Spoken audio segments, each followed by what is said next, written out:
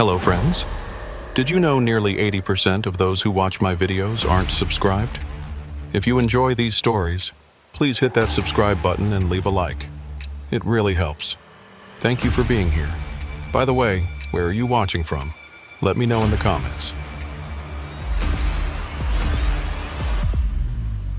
I've been in the trucking business for almost 12 years, and I thought I'd seen everything you could possibly witness on the road.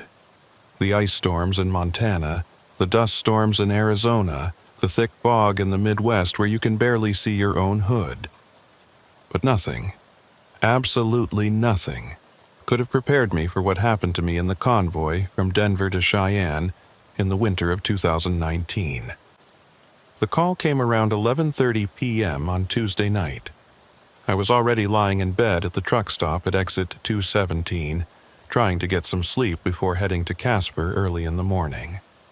My phone started vibrating on the nightstand, the dispatcher's number flashing on the screen. I almost didn't answer. I should have trusted that instinct. "Hayes, you available?" It was Randall, night supervisor at the depot. His voice had that edge to it, the one he got when a client was breathing down his neck about a priority shipment. "Depends," I said, rubbing sleep from my eyes. "What's the run?" 5-truck convoy, Denver to Cheyenne. Medical supplies and refrigerated goods. Client wants them there by 6 a.m., no exceptions. You'd be truck 3 in the line. Good pay, double rate for the overnight. I did the math in my head. 7 hours, maybe 8 with the convoy speed restrictions. The money was good, and I could use it. My daughter's tuition payment was coming up, and I was a bit short. Who else is rolling? Cole's taking lead. Got Briggs and Mason confirmed. Still waiting on one more. Randall paused. "Look, I know it's short notice, but this is premium pay. Straight shot up I-25, convoy protocol the whole way. Should be easy money." That should have been my second warning. Nothing in this job is ever easy money. "Yeah, all right, I'll take it. Give me 45 minutes to get to the depot. 30 would be better. Wheels up at midnight sharp." I hung up and stared at the ceiling of my sleeper cab for a long moment.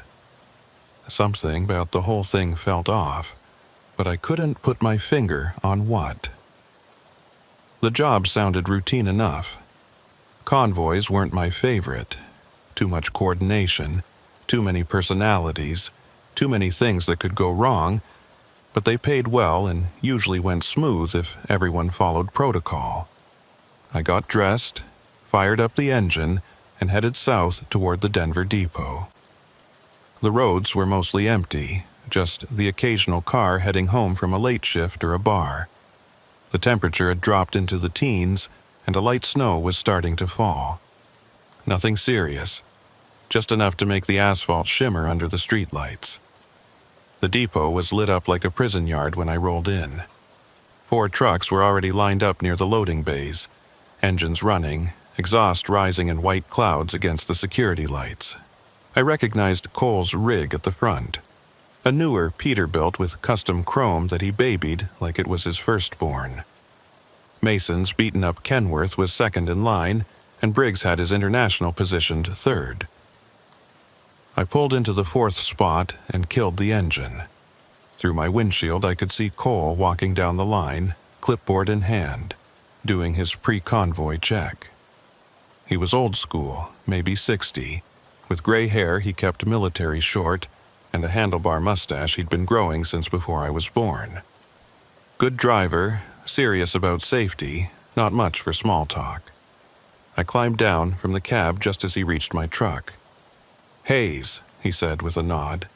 "Glad you could make it. We're 1 short still, but Randall says they're on the way.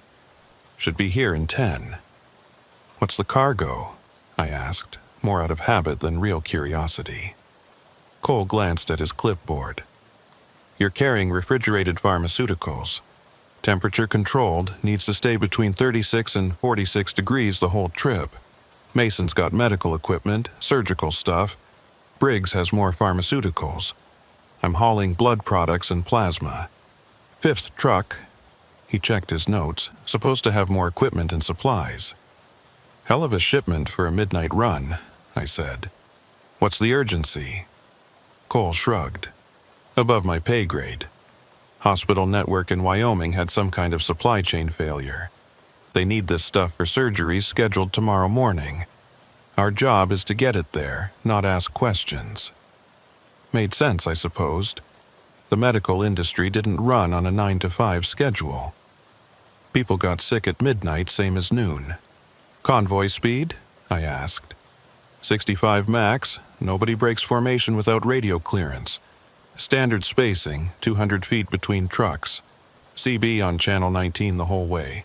Weather looks clear until we hit the state line. Might get some snow north of Fort Collins, but nothing we can't handle. He looked up from his clipboard, and I caught something in his eyes I didn't quite like. Concern, maybe, or uncertainty. Stay tight on this one, Hayes. Clients paying extra for guaranteed delivery time. No breakdowns, no delays. Understood. He moved on to check Mason's rig while I walked around my truck, doing my own inspection. Tires looked good, lights working, refrigeration unit humming along at the right temperature. Everything seemed in order. The snow was falling a bit harder now, fat flakes that melted on contact with the still warm pavement. I heard the rumble of another diesel engine and turned to see the fifth truck pulling into the depot. It was a Freightliner, older model, maybe 15 years on it. The paint was faded, and one of the headlights looked dimmer than the other. Not exactly the kind of rig I'd expect on a premium pay medical run, but maybe that's all the dispatcher could get on short notice. The driver climbed down, and I got my first look at him. Tall, maybe 6'3", built like he'd done hard labor before trucking. He wore a leather jacket despite the cold and had a face that looked like it had seen a few fights. Something about him immediately put me on edge, though I couldn't say why. Just a feeling in my gut. Cole walked over to greet him, and I watched them talk for a minute. The new driver nodded a few times, gesturing at his truck.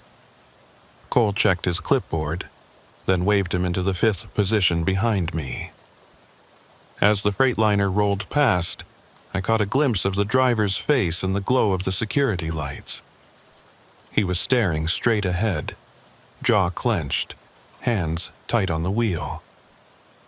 The look of a man who didn't want to be here but didn't have a choice. I knew that look. I'd worn it myself more than once. "All right, listen up," Cole's voice carried across the depot yard. "We're wheels up in 5 minutes. Standard convoy protocol applies. Maintain spacing, maintain speed, maintain radio contact. Check in every 30 minutes on the 30s, 12:30, 1 o'clock, so on. If you have a problem, call it in immediately. Questions?" Nobody said anything. We were all professionals. We knew how this worked.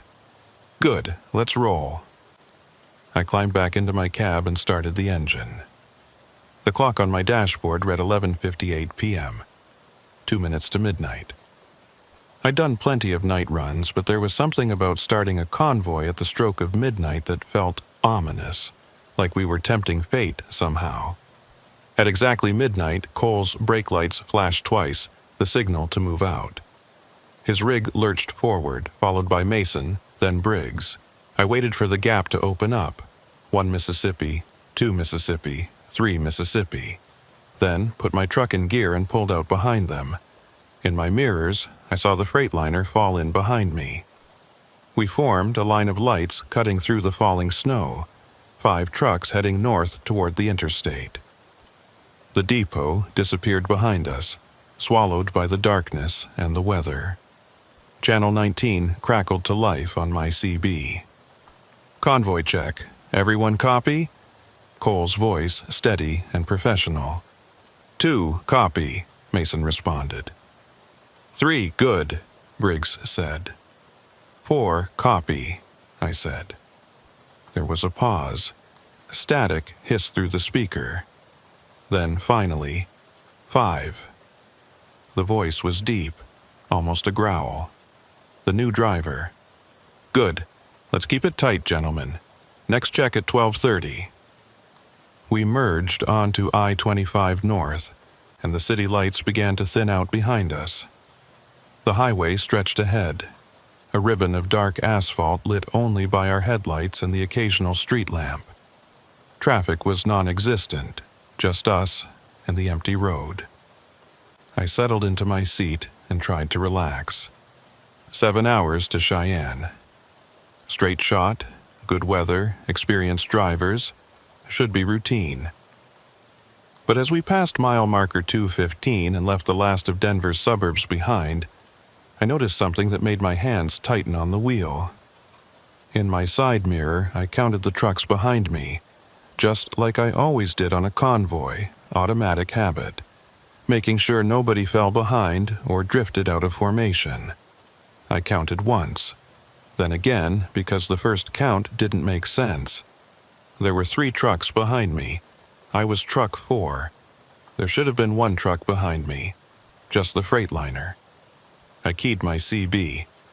4 to Convoy. Anyone else see extra lights back here? Static. No response. I checked my mirrors again, more carefully this time. Sure enough, I could make out 3 sets of headlights maintaining Convoy spacing behind me.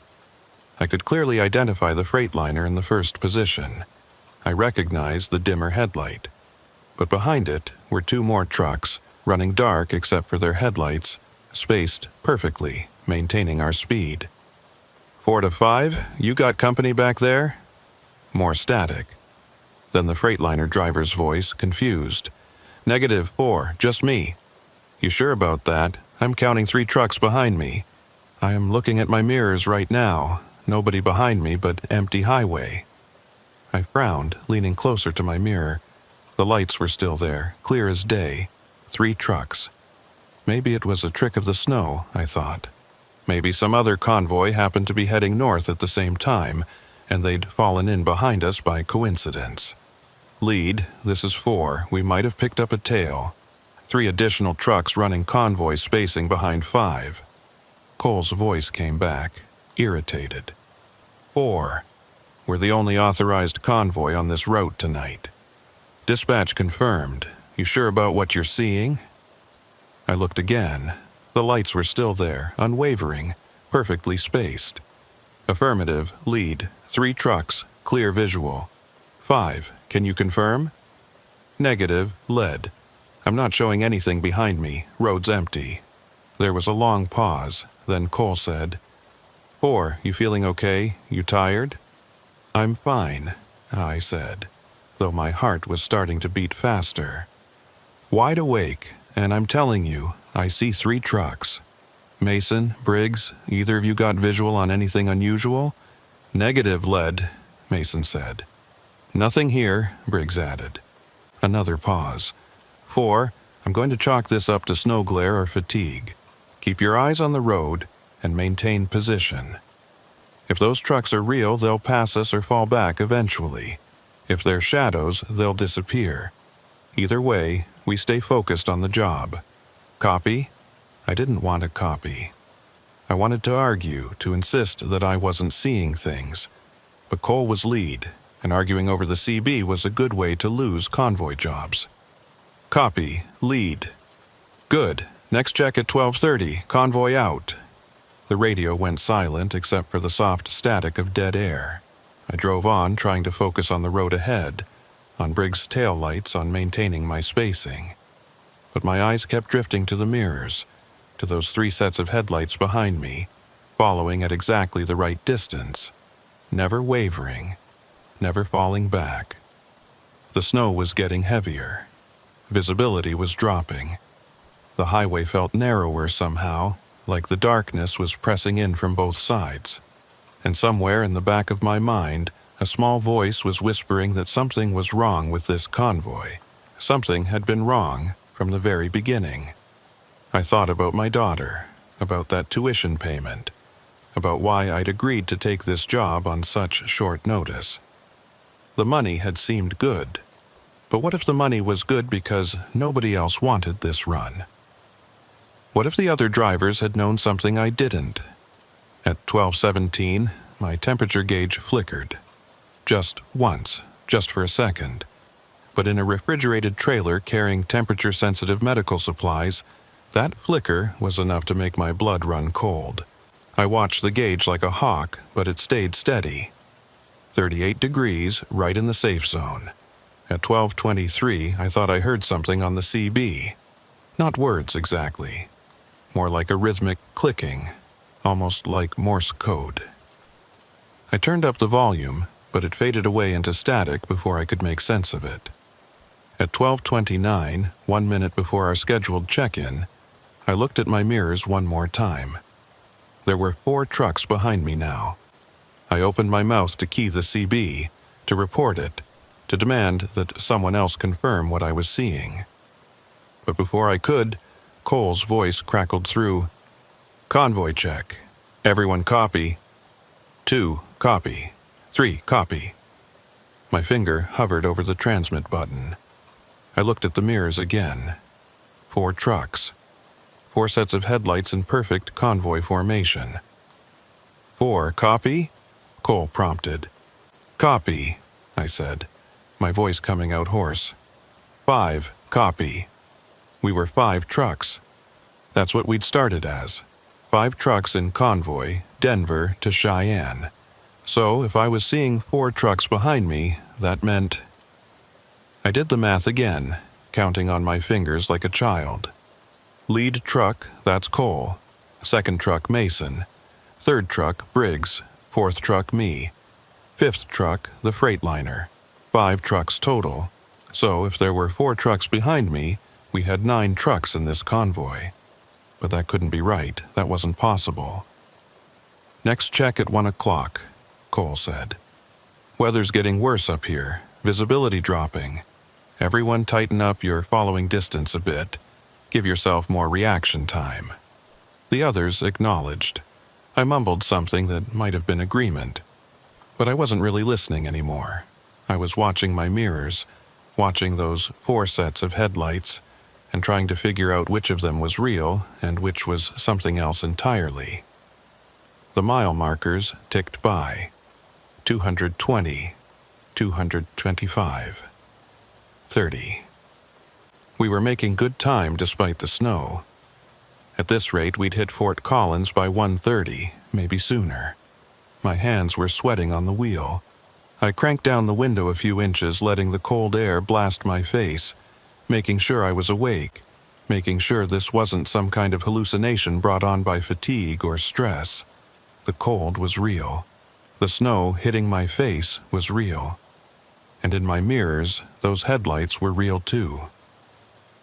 At 12:47, my CB crackled with that clicking sound again. This time, it lasted longer, maybe 10 seconds. I listened hard, trying to pick out a pattern, but there wasn't one. Just random clicks and pops, like someone keying their mic in no particular rhythm. "Anyone else hearing that?" I asked, breaking radio protocol. No response. "The clicking on the channel, anyone else picking that up?" 4, this is lead. "I'm not hearing any clicking. Radio's clear on my end." "Same here," Mason said. "Nothing but static." I bit my lip. Maybe my radio was going bad, or maybe... At 12:53, the clicking resolved into something that might have been a voice. I couldn't make out words, but the cadence was there, the rise and fall of speech. It was coming from somewhere behind me, somewhere back in the convoy. I stared at my mirrors, watching the headlights, trying to see if any of the trucks were transmitting. At 12:58, 2 minutes before the next scheduled check-in, I counted the trucks behind me one more time. 6. 6 trucks, running in perfect formation, maintaining perfect spacing, following me through the snow and the darkness like a funeral procession. And then, as I watched, the 6th truck's headlights began to flash. Not like a signal, not in any pattern I recognized, just random flashing, on and off, bright and dark, like someone was playing with the switch. "Lead, this is 4, I said, my voice shaking now. "I need to pull over. Something's wrong with my..." Convoy check. Cole interrupted, right on time at 1 o'clock. Everyone copy. 2, copy. 3, copy. I couldn't speak. My throat had closed up. I was watching the 6th truck's headlights flash in my mirror, and now I could see something else. Between the flashes, in the brief moments of darkness, there was something standing on the side of the road. Something tall and thin and completely motionless, watching us pass. 4, you copy? Cole's voice had an edge of concern now. The thing on the side of the road turned its head, if it had a head, to follow my truck as we passed. 4, respond immediately. I tore my eyes away from the mirror and keyed the CB. Copy, I gasped. Copy, I'm here. You all right back there? No, I wanted to say. No, I'm not all right. There are trucks behind me that shouldn't exist, and there's something on the side of the road watching us. And every instinct I have is screaming at me to stop this convoy and turn around and get the hell off this highway. But what I said was, fine. Just thought I saw some ice on the road, but it's clear. Good. Stay sharp. Next check at 1:30. The convoy rolled on through the snow and the darkness, and I drove with my eyes locked on Briggs' taillights ahead of me, refusing to look at my mirrors, refusing to acknowledge the impossible thing that was happening behind me. But I could feel them there. All those extra trucks, falling in line one by one, joining our convoy like we'd sent out invitations. And I knew, with a cold certainty that settled into my bones, that by the time we reached Cheyenne, there would be even more. Mile marker 235 passed by my window. We were 30 miles from Fort Collins, 4.5 hours from Cheyenne, 4.5 hours from finding out what happens when a convoy picks up trucks that aren't supposed to exist. I reached for my coffee thermos with a shaking hand and tried not to think about how many sets of headlights I'd see if I looked in my mirrors one more time. Fort Collins appeared through the snow like a ghost town. We passed the city limits sign at 1:47 a.m., nearly 20 minutes ahead of schedule despite the weather. The streetlights cast orange pools on the empty streets, and I caught glimpses of closed businesses, dark houses, traffic lights cycling through their patterns for nobody. Cole's voice crackled over the CB, lead to convoy, Fort Collins checkpoint, fuel status check. 2, 3/4 tank. 3, just under half. 4, 5/8, I said, my voice steadier than I felt. There was a pause, then, 5, you copy? Static. 5, respond with fuel status. More static, then a burst of that clicking sound I'd heard earlier. It lasted maybe 3 seconds before resolving into the Freightliner driver's voice, half tank. Copy all, no refuel stop necessary. We push through to Cheyenne. Next check at 2 o'clock. I had managed, through sheer force of will, to keep my eyes off my mirrors for the past 40 minutes. I'd focused on the road, on Briggs' taillights, on the snow accumulating on my windshield between wiper passes. I'd turned on some music, classic country, Merle Haggard, trying to fill the cab with something normal, something real. But now, as we left Fort Collins behind and headed back into the empty darkness of the highway, I couldn't resist anymore. I looked at my side mirror and immediately wished I hadn't. There were 8 trucks behind me now, 8 sets of headlights in perfect convoy formation, spacing exact, speeds matched. The Freightliner was still there in the first position, distinctive with its dimmer headlight. But behind it were 7 more trucks, stretching back into the snowy darkness like a chain of ghosts. My hands started shaking on the wheel. This wasn't fatigue. This wasn't snow glare or shadows or any rational explanation my mind wanted to offer.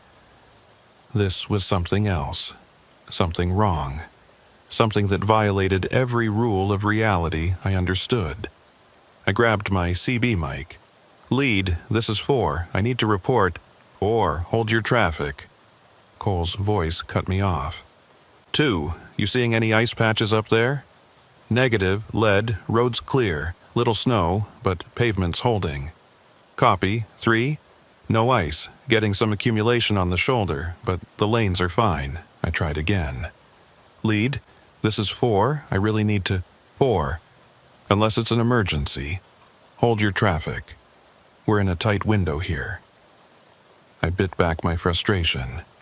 What would I even say? That I was seeing impossible trucks?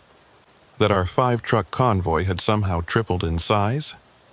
Cole had already brushed off my concerns once. He'd just tell me I was tired, that I was seeing things. But I wasn't tired. I'd never been more awake in my life. At 1:53, my temperature gauge flickered again. This time it dropped to 34 degrees before jumping back up to 38. That was cutting it close. Too close. If the refrigeration unit failed and the cargo warmed above 46 degrees, I'd be liable for thousands of dollars in damaged goods. I tapped the gauge, a useless gesture that nonetheless made me feel like I was doing something. The needle stayed steady at 38. For now. At 1:56, the clicking on the CB started again. But this time, it had a rhythm to it. 3 short clicks, 3 long, 3 short. A pattern I recognized from my grandfather's old war stories. SOS. Someone was sending SOS in Morse code over the convoy channel. I keyed my mic. Lead, are you getting this? Getting what? 4. The clicking. The SOS signal. 4. My radio's dead silent except for normal check-ins. You might have a loose connection in your CB. Give it a smack and see if that clears it up. I smacked the side of the radio hard. The SOS clicking continued, unchanged. At 1:59, Cole called for the 2 o'clock check-in a minute early. We all responded in order. When it got to truck 5, there was a longer pause than usual before the Freightliner driver responded. And when he did, his voice sounded different, strained, like he was forcing the words out. 5. Copy. You good back there, 5? Cole asked. Another long pause. Yeah, all good.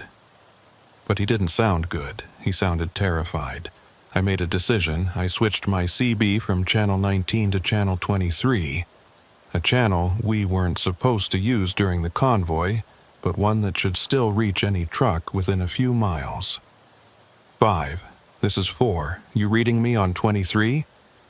A burst of static, then, I read you 4. You seeing anything weird back there, in your mirrors? His response came quickly, words tumbling over each other. Jesus Christ, you see them too? The trucks? I thought I was losing my mind. I've been counting. They keep multiplying. There's got to be. How many do you count? Behind me? At least 6. Maybe 7. I can't. The snow makes it hard to tell where one set of lights ends and the next begins. My stomach dropped. If there were 6 or 7 trucks behind him, and I was seeing 8 behind me, including him, that meant... I did the math, even though I didn't want to. 13 trucks, minimum, possibly more. We'd started with 5. We need to tell Cole, I said. I tried, an hour ago. He said I was seeing reflections from the snow. Said there was nothing on the GPS showing any other vehicles on this stretch of highway. So, what do we do?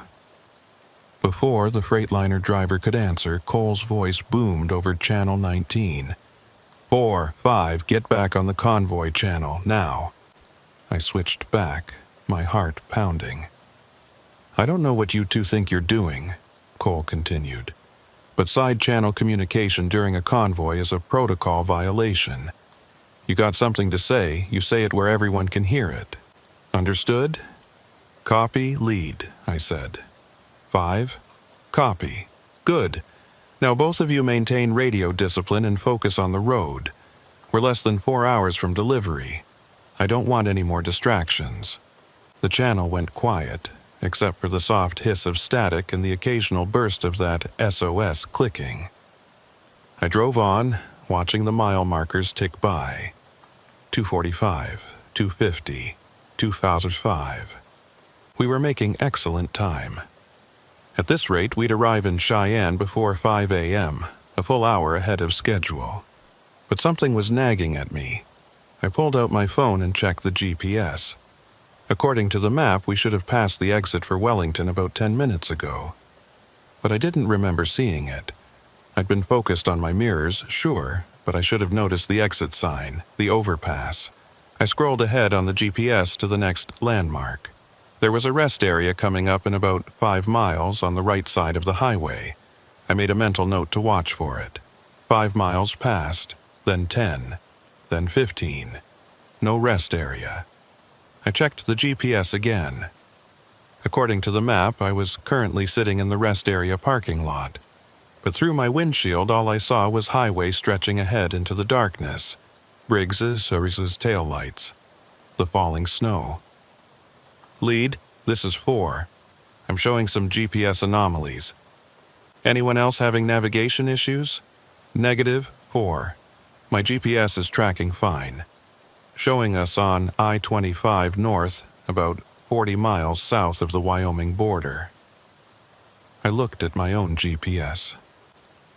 It showed the same thing, 40 miles south of the border. But something felt wrong. The mile markers didn't match. The landmarks were missing. It was like the highway had become a loop, showing us the same stretch of road over and over while our GPS insisted we were making progress. At 2:17, my temperature gauge dropped again. This time it fell to 32 degrees and stayed there for a full minute before climbing back up. I watched it nervously, willing it to stabilize. 32 was freezing. If it went any lower, if the cargo actually froze. At 2:23, Mason broke the silence. Lead, I'm showing a warning light on my dash. Oil pressure. Can you make it to Cheyenne? Probably, but I'd like to pull over and check it if we get a chance. Negative. Clients paying for time-guaranteed delivery. Unless it's critical, we push through. Copy. At 2:30, the scheduled check-in, something strange happened. Cole called for the check, and we all responded in order. 1, 2, 3, 4, 5. But then, after truck 5 responded, there was another voice. 6, copy. Everyone went silent. I stared at the CB, my blood turning to ice. Who the hell is that? Cole demanded. Identify yourself immediately. No response. This is a private convoy on a closed contract. If you're trying to piggyback on our channel, switch to a different frequency now. Still no response. 5, you got a visual on anyone behind you? The Freightliner driver's voice was barely a whisper. Negative, lead, road's empty. But I was looking at my mirrors, and I could see the truth. There were 9 trucks behind me now, 9 sets of headlights, 9 perfectly spaced vehicles following us through the snow. And as I watched, one of them, I couldn't tell which one, flashed its brights 3 times in what might have been a greeting, or might have been a warning. At 2:47, the clicking resolved into words. Faint, distorted, barely audible through the static, but definitely words. Turn back. While you can, turn back. Lead, you hearing this? I said. Hearing what? 4? The voice on the channel, telling us to turn back. 4, I'm going to say this one more time. My radio is clear. If you're having equipment problems, deal with them on your own time. Do not clutter the convoy channel with false reports. It's not false, Enough. Cole's voice was sharp enough to cut. One more outburst, and I'm reporting you to dispatch for unsafe convoy behavior. Do you understand? I understood. I understood that whatever was happening, I was on my own. Cole either couldn't hear what I was hearing, couldn't see what I was seeing, or was choosing to ignore it. Either way, he wasn't going to help. Copy. Lead, I said quietly. At 2:53, I caught movement in my peripheral vision. Something on the side of the road, keeping pace with us. I turned my head to look, but there was nothing there. Just darkness and snow and the occasional reflective road sign. But I could still feel it. Something running alongside the convoy, matching our speed exactly, staying just outside the reach of our headlights. At 2:58, my temperature gauge went haywire. The needle swung wildly from 32 to 52 and back again, settling nowhere, the digital readout flickering between numbers that made no sense. I heard the refrigeration unit behind me kick into overdrive, the compressor screaming as it tried to compensate for temperature fluctuations that shouldn't be possible. "Lead, this is 4. I've got a refrigeration malfunction. I need to pull over and assess." "Negative, 4.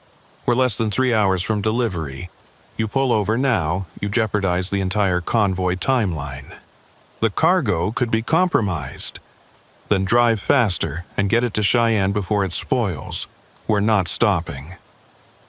I wanted to argue, to insist, to tell him that this was bigger than a delivery timeline, that something fundamentally wrong was happening out here. But I knew it wouldn't matter. Cole had a job to do, and he was going to do it no matter what. At exactly 3:00 a.m., Cole called for the check-in. 1, copy. 2, copy. 3, copy. 4, copy, I said. There was a long pause. 5, respond. Static. 5, this is lead. Respond immediately. More static, then that clicking sound, then 5, copy. But the voice was wrong. It wasn't the Freightliner driver. It was someone else, something else, using his call number. 6, copy. 7, copy. 8, copy. The voices kept coming, one after another. Call numbers climbing higher and higher. Some of them sounded human, some didn't. And Cole didn't seem to hear any of them except for the original 5. "Good check-in," he said when the voices finally stopped. "Next at 3:30, weather's clearing up ahead. Should have smooth sailing into Cheyenne." I looked out my windshield. The snow was getting worse, not better. Visibility was down to maybe 50 yards, but Cole said it was clearing. Cole said we were making good time. Cole said everything was fine. I didn't believe him anymore. At 3:17, I passed a mile marker that I'd already passed 30 minutes earlier. I was sure of it. The marker had a distinctive dent on one side, probably from where someone had hit it years ago. I'd noticed it the first time because the dent looked like a face. And now I was seeing it again. We were in a loop. We had to be. Driving the same stretch of highway over and over, thinking we were making progress, but actually going nowhere. I grabbed my phone and pulled up the GPS. It showed us steadily moving north, 45 miles south of the Wyoming border now. Making good time. But the mile marker I'd just passed said 257, the same marker I'd seen at 247. I was about to say something on the CB when Briggs' voice cut through the static. "Lead, I'm getting some weird readings on my instruments. Speedometer says 65, but my GPS says I'm doing 38. 2 here, same problem, speed's all over the place." Mason's voice. "Anyone else feel like we've been driving past the same scenery for the last hour?" Finally, someone else was seeing it. "Gentlemen," Cole said, and his voice was different now. Tired, resigned, like he'd been expecting this. "Stay calm, stay in formation. We're almost through." "Almost through what?" I demanded. "The stretch. This particular stretch of highway. It gets confused sometimes, especially at night, especially in the snow. Just keep driving. Don't stop, don't look back, don't leave formation. As long as we stay together, we'll make it through." "Cole, what the hell are you talking about?" Mason said. "You knew something was wrong with this run, didn't you?" I knew it was a possibility. That's why the pay was double rate. That's why dispatch had trouble finding drivers. Most of the old-timers know about this stretch. They won't run it after dark." "Jesus Christ," Briggs said. "And you didn't think to mention this before we left Denver? Would you have come if I had?" Silence. "That's what I thought," Cole said. "Look, I've run this route a dozen times at night. It's disorienting, yes. It plays tricks with your instruments, with your perception. But it's survivable. I've always made it through. We just have to trust the process and keep moving." "What about the trucks?" I asked. "The extra trucks in the convoy? Don't look at them. Don't acknowledge them. They're not real." "They look pretty real to me. They're echoes, reflections. I don't know what they are exactly, but they can't hurt you as long as you stay in formation and keep your eyes forward." At 3:29, a minute before the next check-in, I made the mistake of looking at my mirrors one more time. There were 12 trucks behind me now, all running dark except for their headlights. And in the cab of the closest one, the truck that should have been the Freightliner but somehow didn't look quite right anymore, I could see a silhouette. A driver sitting in the seat, hands on the wheel. Except the proportions were wrong. The arms were too long, the head was too narrow, the posture was too rigid. As I watched, the driver turned to look at me. I couldn't see its face, if it had a face, but I felt its attention, cold and vast and utterly inhuman. I jerked my eyes back to the road, my heart hammering in my chest. "Next check at 3:30, Cole said. "Right on schedule.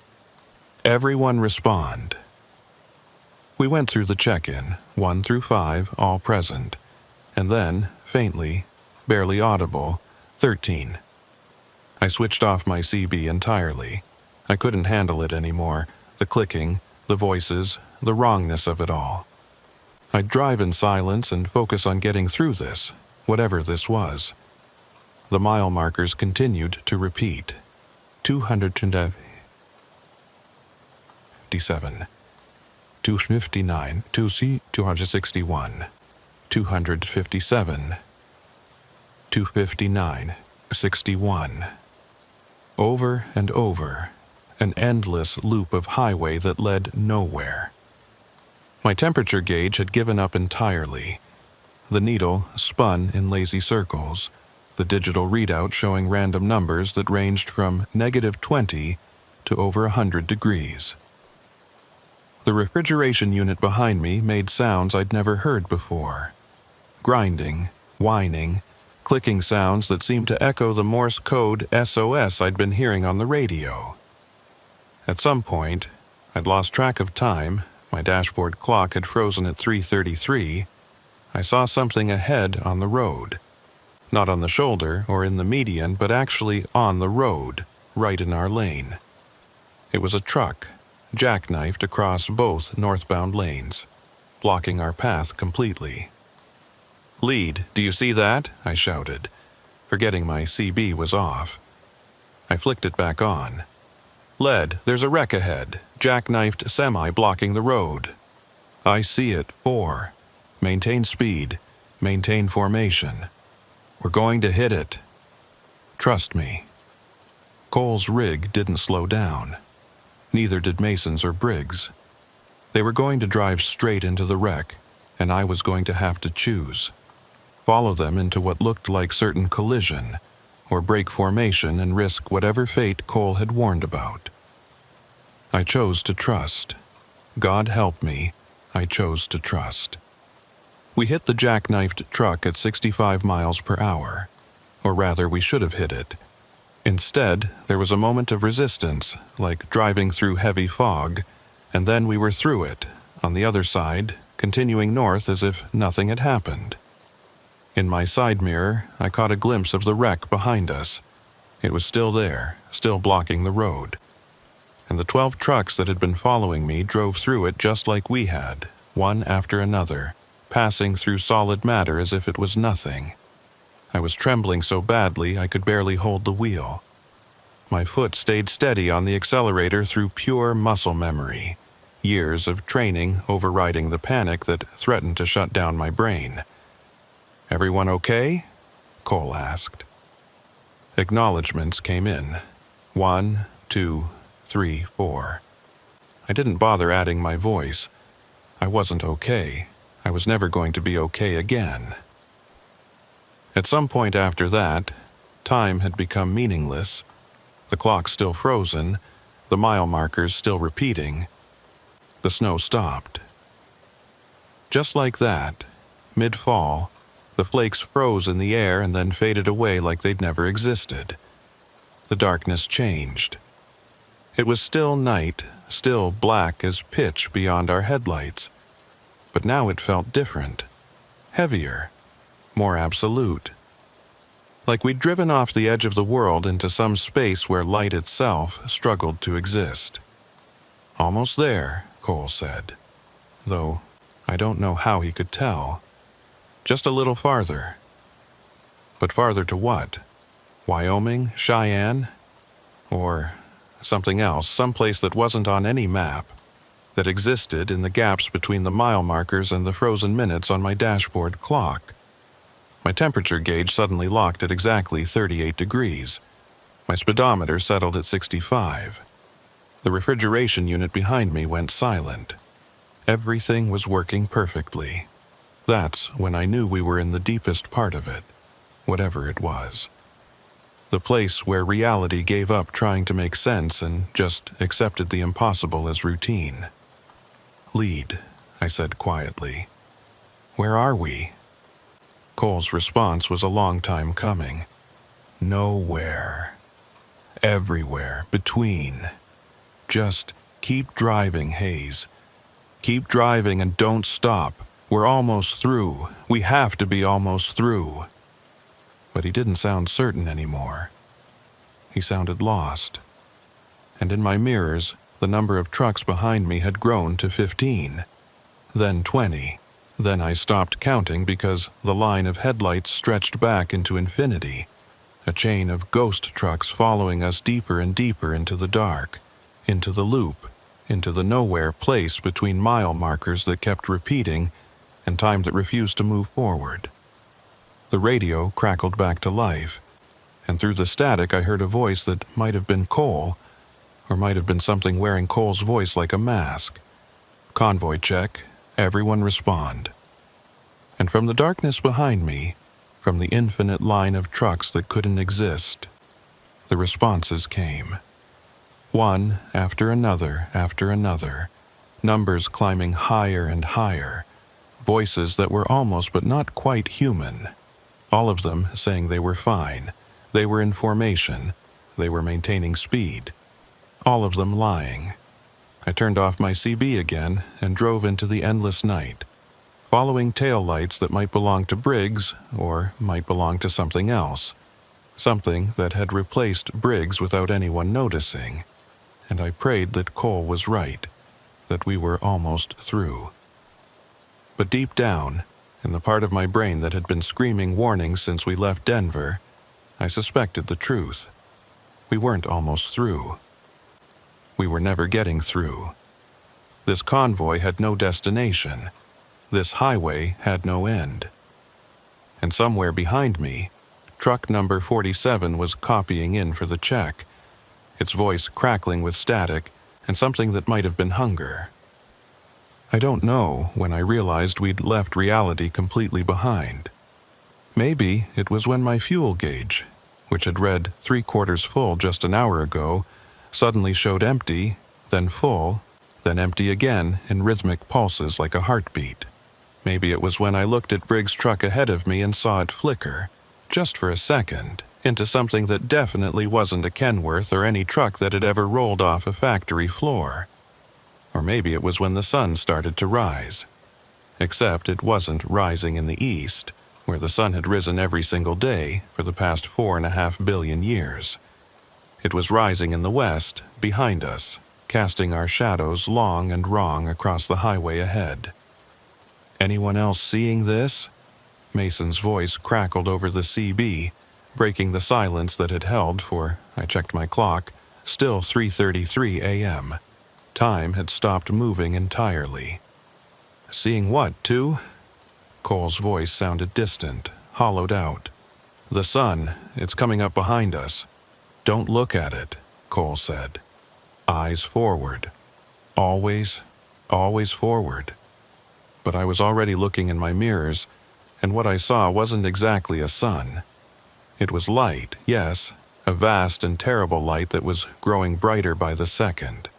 But it was the wrong color. Not gold or orange or any shade that belonged to a star, but a kind of pale green-white that made my eyes water and my head throb. And it was getting closer. The light was moving, chasing us up the highway at impossible speed, swallowing the infinite chain of ghost trucks behind me one by one. As it consumed each truck, I heard a sound over the CB, a scream maybe, or something like a scream, but in a register that human throats couldn't produce. "Faster," Cole said. We need to go faster." "We're already pushing 70, Briggs protested. "Then push 80, 90, whatever it takes. Don't let it catch us." My foot pressed harder on the accelerator, and my truck responded with a surge of power that shouldn't have been possible given the grade and the load I was carrying. Around me, the others were accelerating too, our convoy formation falling apart as the primal need for survival overrode all training and protocol. The speedometer crept upward, 75, 80, 85. The truck was shaking, the engine screaming, and I knew I was destroying the transmission. Knew I'd be lucky if I didn't blow a tire or throw a rod, but none of that mattered because the light was still gaining. In my mirrors, the last of the ghost trucks disappeared into the advancing glow. For a moment I thought I saw the Freightliner, the real one, with Truck 5's driver inside, trying to outrun the light. Then it was gone, swallowed whole, and the light reached out for me with fingers of pale fire. "It's not going to work," I said into the CB. "We can't outrun it." "We have to try," Cole shouted. "We have to." His voice cut off mid-word, replaced by static and then by silence.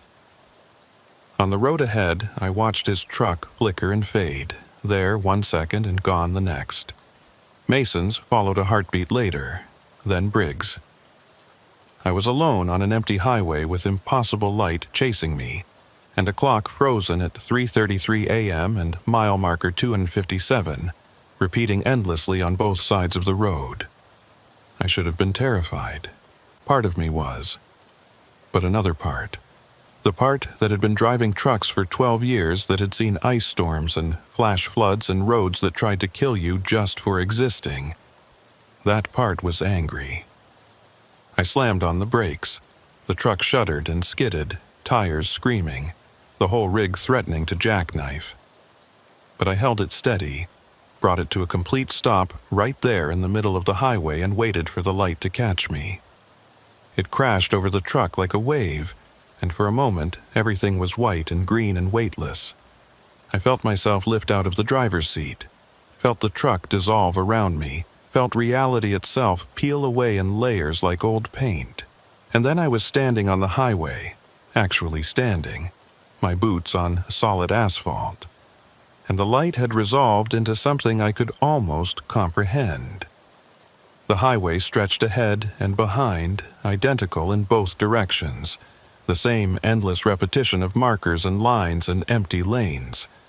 But now I could see what was beneath it, or maybe above it, or maybe woven through it in dimensions my brain couldn't properly process.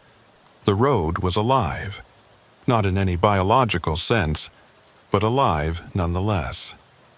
It pulsed and breathed and hungered, and it had been feeding on us, on our convoy, on our expectation of forward progress, on our certainty that driving north would eventually lead to a destination.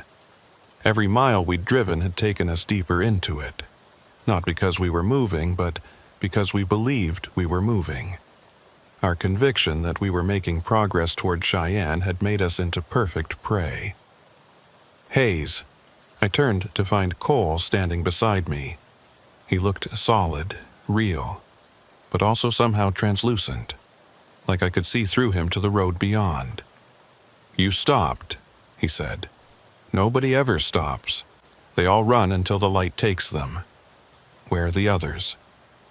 He gestured down the highway. In the distance I could see them. Mason, Briggs, the Freightliner driver, and dozens of others I didn't recognize. All standing motionless on the endless road, all flickering in and out of existence. "Some of them have been here for years," Cole said. "Decades, maybe. Time doesn't work right in this place, and that they're still running in their trucks, still trying to outrace the light, still checking in on the CB at scheduled intervals. They don't know they're already gone. But you do. I've done this run 13 times. I've made it through 12. The 13th, he shook his head. Dispatcher kept offering me more money. Double rate, triple. I should have known better. Should have known the payout was too good because they knew I wouldn't be collecting it. I looked at my own truck, parked on the highway behind me. It was flickering too, fading in and out, sometimes solid and sometimes ghostly. "Is there a way out?" I asked. "I don't know. I've been looking. Everyone here has been looking. The road it loops. No matter which direction you go, you end up back where you started." "What if we stop believing in the road?" Cole stared at me. "What?" "You said it feeds on our expectation, on our belief that we're making progress. What if we stop believing? What if we reject the entire premise?" I don't... Cole looked confused, like I'd asked him to imagine a color that didn't exist. But I was already walking.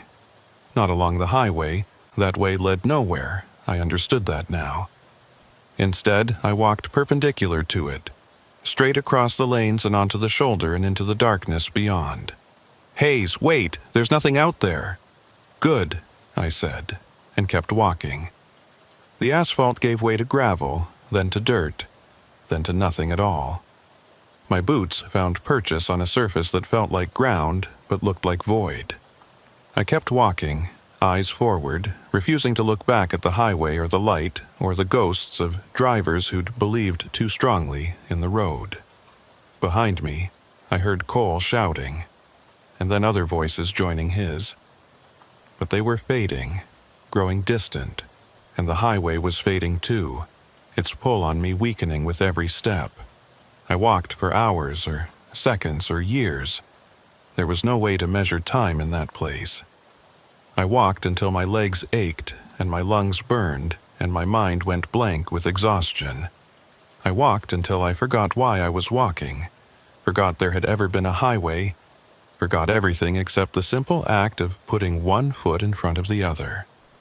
And then I was sitting in my truck, and my truck was parked at a rest area, and sunlight was streaming through the windshield.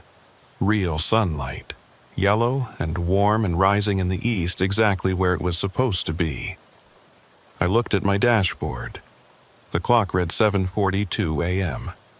My fuel gauge showed a quarter tank. The temperature gauge was steady at 38 degrees.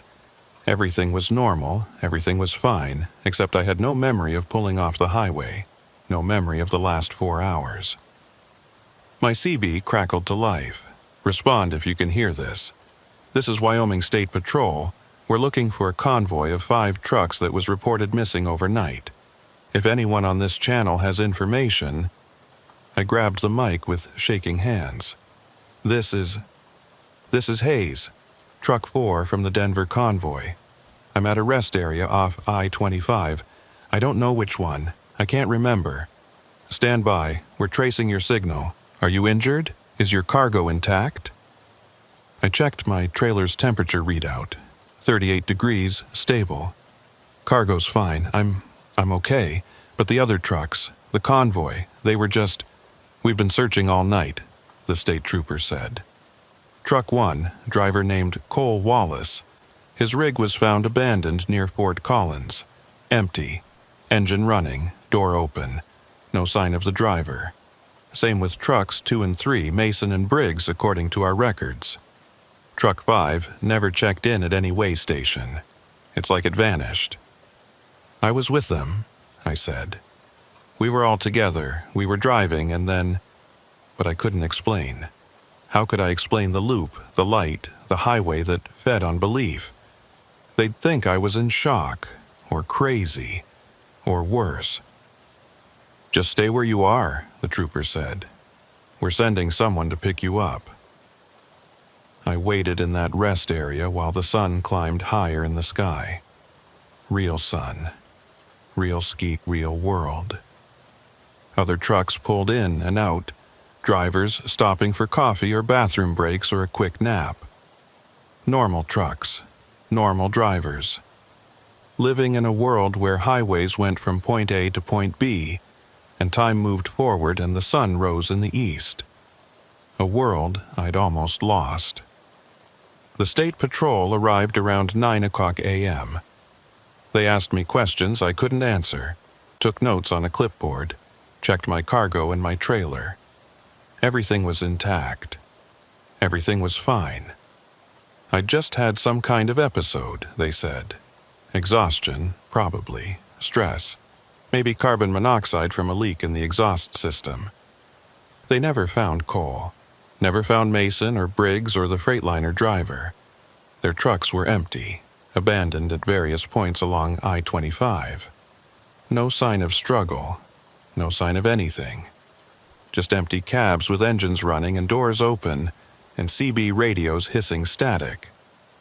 The official report called it a mass delirium event. 5 experienced drivers, all hallucinating the same convoy, all abandoning their vehicles at roughly the same time. Possible gas leak, possible chemical spill, possible psychological contagion. They recommended I take some time off, see a therapist, get a complete medical workup. I did all those things. The therapist said I was processing trauma. The doctor said I was healthy. Time passed, and the memory of that night began to feel distant, dreamlike, unreal.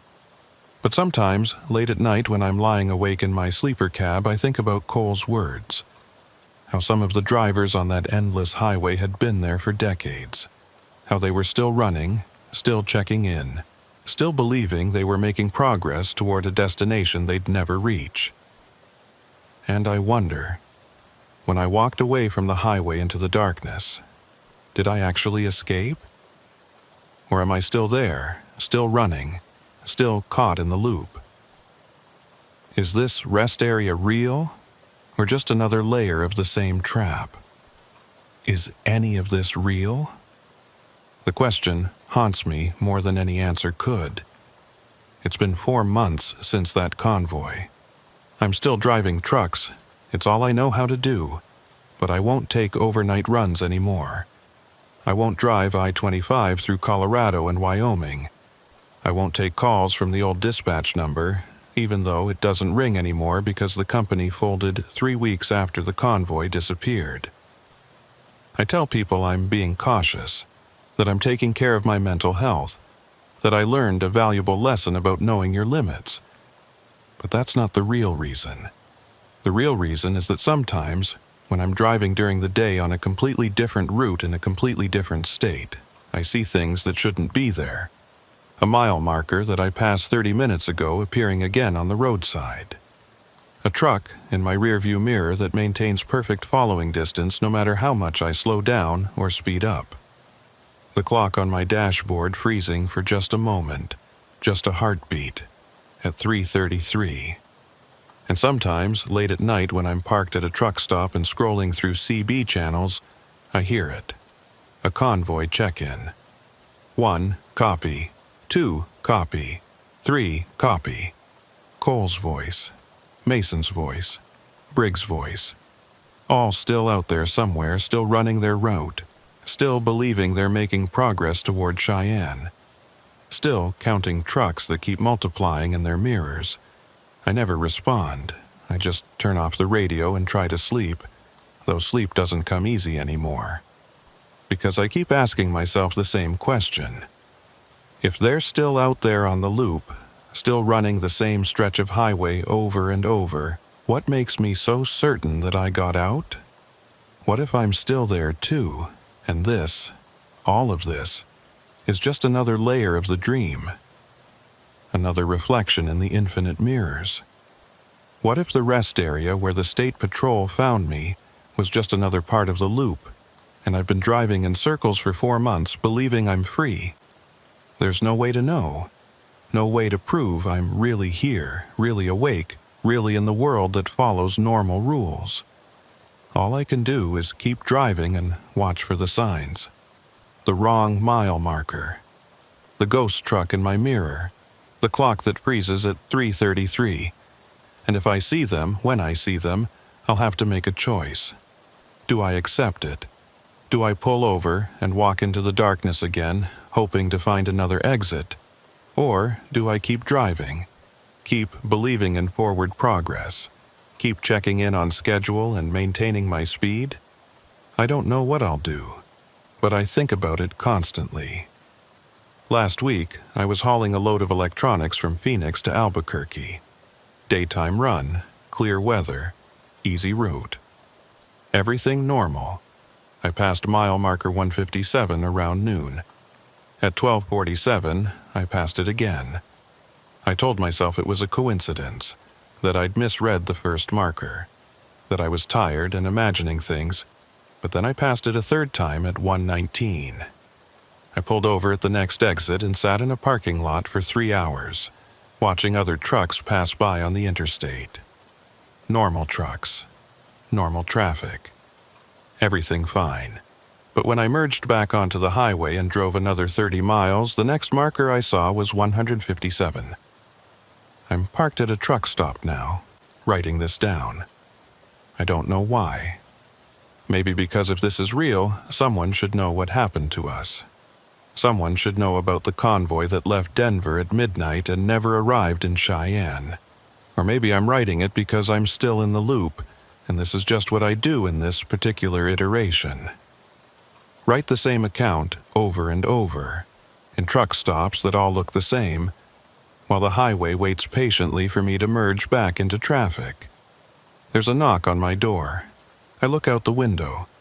There's a state trooper standing there, young guy, can't be more than 30. He gestures for me to roll down the window. "Everything all right?" he asks. "Yeah, just taking a break." "You've been parked here for 6 hours. I check my dashboard. The clock reads 3:33 p.m., but I could swear it was just after 8 when I pulled in. "Sorry, I didn't realize. I'll get moving." The trooper nods, but he doesn't leave. He stands there looking at me, and there's something in his eyes that makes my blood run cold. Recognition, maybe, or pity. "Be careful out there," he says. "Highway's been strange lately. Drivers seeing things, getting confused about where they are. What kind of things?" He shrugs. Extra trucks in their mirrors, mile markers that repeat, time that doesn't move right. He pauses. "You ever experience anything like that?" I should lie. Should tell him everything's fine, I'm just tired. I'll be more careful. But instead, I hear myself say, "Yeah, I have." The trooper nods slowly. "Then you know. Once you see it, once you're aware of it, it never really lets you go. The highway, I mean. It keeps pulling at you, trying to get you back." "Get me back where?" "To the loop, to the stretch, to the place where the road feeds." He leans closer to my window. Some people fight it, try to avoid it. Stop driving at night, stick to major routes, never let their guard down. Sometimes it works. Sometimes they go years without another incident. And other times? Other times they end up right back where they started. In the convoy, in the dark, counting trucks that shouldn't exist. My hands are shaking on the steering wheel. "Are you really a state trooper?" He smiles, but it doesn't reach his eyes. "Doesn't matter, I'm here. You're here, we're having this conversation. That's real enough, isn't it?" "I want out," I say. "I want off the highway for good. I want to stop driving and find some other job, some other life. Then do it. Quit tomorrow." Walk away from trucking and never look back. Will that work? Probably not. His smile widens. The highway's patient. It'll wait. And sooner or later you'll find yourself behind the wheel again. Maybe not a big rig. Maybe just your personal vehicle, driving at night, taking a route that should be familiar but somehow isn't. And you'll see a mile marker that you recognize, even though you've never been on this road before. And you'll know. Know what? That you never really left. That the convoy's still running. That somewhere between Denver and Cheyenne, on a stretch of highway that exists in all places and no places, Cole is still in the lead truck. Mason and Briggs are still maintaining formation. And Truck 4, your truck, is still right where it's supposed to be, following the tail lights ahead into the infinite dark. The trooper steps back from my window. Drive safe now. He walks away across the parking lot. I watch him go. Watch him climb into a patrol car that I somehow didn't notice before. He drives off, and I'm alone. My CB crackles. Convoy check. My hand moves to the radio dial, though I don't remember telling it to move. Everyone copy? I should turn it off. Should start my engine and drive away from this truck stop, away from this state, away from anything that reminds me of that night. But my hand is already reaching for the mic. 1. Copy. That's not Cole's voice. Or maybe it is, and I've just forgotten what he really sounded like. 2. Copy. 3. Copy. My fingers close around the mic. I lift it to my lips. This is where I should stop. This is where I should drop the mic, start the engine, break free before it's too late. But I can't, because maybe it's already too late. Maybe it was too late from the moment I answered Randall's call that Tuesday night. Maybe the convoy found me before I found it, and everything since then, the escape, the rescue, the 4 months of normal driving, has just been another loop, another layer, another way the highway feeds. 4, I say into the mic. Copy. And somewhere, in a place between mile markers and moments, the convoy continues. 5 trucks driving north from Denver to Cheyenne, maintaining formation, checking in on schedule, making progress that goes nowhere. Maybe I'm in my apartment, asleep, dreaming this. Maybe I'm still walking in that darkness beyond the highway, and this is what walking feels like when you've forgotten you're walking. Maybe I'm exactly where I think I am, parked at a truck stop in New Mexico, 4 months and 1,000 miles away from that night. Or maybe I'm in Truck 4, hands on the wheel, eyes on Briggs' taillights, watching my mirrors fill with ghost trucks that keep multiplying. And all of this, the escape, the investigation, the months of normal life, is just what the highway shows you while it digests you slowly, feeding on your hope that you got away. I'll never know for certain, but in a few minutes, I'm going to start my engine. I'm going to merge back onto the interstate, and I'm going to drive. Maybe I'll make it to my destination. Maybe I'll pass the same mile marker 100 times. Maybe the sun will rise in the west, and the clock will freeze at 3:33, and a voice on the CB will start counting trucks. All I can do is drive and watch for the signs and hope that this time, this iteration, this version of the loop, I'll recognize the exit when I see it. If I see it, if there even is one. The highway stretches ahead, dark and patient and hungry, and I'm still trying to figure out if I'm chasing my destination or if my destination has been chasing me all along. Mile marker 0. That's where we started. That's where we always start. And maybe if the highway is kind, if the loop eventually completes, if there's an end to this infinite repetition, maybe that's where we'll finish too. There's an unwritten rule in convoy trucking that nobody talks about, but everyone knows. Never volunteer to be the last truck.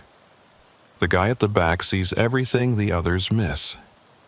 Every pothole they dodge, every piece of debris they kick up, every bad decision that ripples down the line. You're eating everyone else's dust, literally and figuratively, and if something goes wrong, you're the first one left behind. But on the night of March 3rd, 2021, I didn't have a choice. My name's Wyatt Reeves, and I've been driving commercial freight for about 8 years. Not long enough to be a veteran, but long enough to know better than to take certain jobs. Unfortunately, 8 years also isn't long enough to build up the kind of savings that let you turn down good money when your transmission just cost you $4,000 to rebuild, and your ex-wife's lawyer is breathing down your neck about child support. So when the call came in at 10:47 p.m. asking if I could join a 4-truck convoy from Bakersfield, California to Reno, Nevada, leaving in 90 minutes, I said yes before I even asked about the rate. It's a priority shipment, the dispatcher told me. Her name was Linda, and she sounded tired. Electronics and computer components. Client needs them in Reno by 8 a.m. for some kind of product launch. We've got 3 trucks confirmed, need a 4th. You'd be running sweep. Sweep. Last position. Tail end Charlie. What's the pay? Triple rate, plus a completion bonus if the whole convoy makes it on time. I did the math. Even after taxes and fuel costs, I'd clear enough to catch up on the support payments and have some left over. I'm in. Where's the pickup? Industrial Park off Highway 99, south side of Bakersfield. Be there by midnight. Convoy lead is a guy named Dalton Pierce. He'll brief you on the route and protocol. I hung up and stared at the ceiling of my sleeper cab. Something felt off about the whole setup. Priority shipments usually got scheduled days in advance, not thrown together with 90 minutes notice, and triple rate plus a bonus meant somebody was desperate. But money was money, and I needed it. I fired up my Freightliner and headed south toward Bakersfield, arriving at the industrial park with 15 minutes to spare. 3 trucks were already there, lined up under harsh fluorescent lights that made everything look washed out and ghostly. The lead truck was a sharp-looking Peterbilt, dark blue with chrome trim. The second was a white Kenworth, road-worn but well-maintained. The third was a Mack, older model, with primer spots on the hood where rust had been cut out. I pulled into the 4th position and climbed down to meet the others. The lead driver, Dalton, I assumed, was standing by his truck, checking something on his tablet. He was maybe 50, with the kind of lean, weathered build you get from decades of physical work. Gray stubble, deep lines around his eyes, a cat diesel cap pulled low on his head. "You the 4th?" he asked, without looking up. "Wyatt Reeves, yeah. Good, we're cutting it close." He finally looked at me, his eyes sharp and assessing. "You ever run convoy before?" "A few times. Standard protocol, right? Maintain spacing, stay on channel, check in every 30 minutes. That's the basics. But this runs a little different." He gestured to the other 2 drivers who'd walked over to join us. "That's Garrett in Truck 2, Ellis in Truck 3. We're hauling high-value electronics, which means we can't stop except for genuine emergencies. No food breaks, no fuel stops unless someone's running on fumes. Client wants continuous movement from here to Reno." "What's the route?" I asked. Dalton pulled up a map on his tablet. Highway 58 east to Barstow, then north on 395 through the Owens Valley. We'll hit Reno from the south. Total distance about 460 miles, estimated drive time 7.5 hours with convoy speeds. I studied the map. It was mostly 2-lane highway through some of the emptiest parts of California and Nevada. The Owens Valley in particular was desolate, just desert, mountains, and the occasional small town. That's a lot of dark, empty road for a night convoy. Yeah, but it's also the fastest route, and speed is what the client's paying for. Dalton looked at each of us in turn. Any questions? Garrett, truck 2, spoke up. He was younger, maybe late 20s, with the kind of nervous energy that suggested this wasn't his usual gig. What happens if someone has a mechanical problem? We assess on the spot. If it's a quick fix, we wait. If it's serious, that truck drops out and the convoy continues. The client's contract is for all 4 trucks arriving together, so there's a penalty if we show up short, but it's better than missing the deadline entirely. What if it's the lead truck? Ellis asked. He was older than all of us, probably mid-60s, with the calm demeanor of someone who'd seen it all and wasn't impressed. Then truck 2 takes lead and we keep moving. Point is, nothing stops this convoy short of a major emergency. Dalton checked his watch. We've got 10 minutes until midnight. Get your cargo checked and secured, do a final walk around on your rigs, and be ready to roll. Channel 19 for primary communication. Channel 23 for backup if we get interference. Questions? Nobody had any. I went back to my truck and did my checks. The trailer was loaded with pallets of cardboard boxes, all labeled with the same tech company logo I didn't recognize. Everything was strapped down tight, the door was sealed, the paperwork was in order. My rig was ready.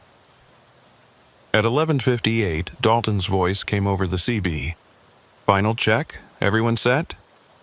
2, ready, Garrett said. 3, good to go, Ellis confirmed. 4, ready, I said. All right, wheels up in 2 minutes. Maintain 50-foot spacing until we're clear of the city, then expand to 200 feet on the highway. Speed limit +5, no more. Stay alert, stay focused, and let's get this done. At exactly midnight, Dalton's brake lights flashed twice and his rig rolled forward. Garrett followed, then Ellis, then me. We formed a line of lights cutting through the industrial park and out onto Highway 99, heading east toward the mountains. Bakersfield fell away behind us, the city lights giving way to scattered houses and then to nothing but darkness and the occasional gas station or truck stop. We merged onto Highway 58 and the road stretched out ahead, a ribbon of asphalt barely visible beyond the reach of our headlights. I settled into position at the back of the convoy, watching Ellis's taillights bob and weave with the road's gentle curves. The spacing was good, the speed was consistent, and the CB was quiet except for the soft hiss of static. For the first hour, everything was routine. We passed through the town of Buttonwillow, then Mettler, small collections of lights that appeared and disappeared in the darkness. The road began to climb, winding up into the Tehachapi Mountains, and I downshifted to maintain speed. My rig handled the grade well, the engine humming with the steady power that comes from a fresh rebuild. At 12:30, Dalton called for the first check-in. Convoy check. 1, status. 1, all systems green. 2, good. Seeing some wind-up here, but nothing serious. 3, no issues. 4, all good, I said. Roger. Next check at 1 o'clock, keep it tight. I glanced at my mirrors, habit more than anything else. The road behind me was empty, just darkness and the occasional reflector post catching my taillights. No other traffic. We had this stretch of highway to ourselves. At 12:47, we crested the Tehachapi Pass and started the long descent toward the Mojave Desert. The grade was steep, and I let the engine brake do most of the work, keeping my foot light on the actual brakes to avoid overheating them. In the distance, I could see Dalton's headlights far ahead, a beacon leading us down the mountain. At 12:53, something caught my attention in the rearview mirror. Headlights. Far back, maybe a mile or more, but definitely there. A vehicle had pulled onto the highway behind us, following the same route. I keyed the CB. Force out a convoy. We've got company. Single vehicle. Looks like a car or small truck about a mile back.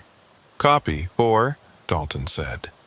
Could be someone heading to Barstow. Just maintain speed and spacing. If they want to pass, let them through. Roger. I watched the headlights in my mirror. They were getting closer, steadily gaining on us. Whoever it was, they were driving fast. Probably 10 or 15 over the limit. I expected them to catch up within a few minutes, flash their brights impatiently and blow past us into the night. But they didn't. The headlights got close, maybe a quarter-mile back, and then stayed there, matching our speed exactly, maintaining that fixed distance. At 1 o'clock, Dalton called for the check-in. We all responded normally. I almost mentioned the car again, but decided against it. It wasn't doing anything wrong, just following at a distance. Probably someone being cautious around a convoy of big rigs on a dark, winding highway. At 1:17, we reached Mojave, a small desert town that existed mainly to service Edwards Air Force Base. The convoy didn't slow down, just rolled straight through on the main drag, past closed gas stations and dark houses. I caught a glimpse of a 24-hour diner, its neon sign buzzing in the window, and felt a pang of hunger. I'd skipped dinner to make the midnight deadline. The headlights were still behind me, still maintaining that same quarter-mile distance. At 1:34, Garrett's voice crackled over the CB. 2 to lead. I'm seeing some weird readings on my gauges. Oil pressure's fluctuating. Can you make it to Reno? Dalton asked. I think so. Just wanted to report it. Keep monitoring. If it gets worse, call it in immediately. Copy. I watched Truck 2 ahead of me, looking for any sign of trouble. Smoke, weaving, a drop in speed. But Garrett was holding his position, maintaining pace with Ellis and Dalton. At 1:41, I looked in my mirrors again. The headlights behind me were closer. Much closer. Maybe 100 yards back now, close enough that I could make out the shape of the vehicle. A pickup truck. Dark-colored, though it was hard to tell for certain in the darkness. And it was still matching our speed, still maintaining that fixed distance, like it was attached to my bumper by an invisible rope.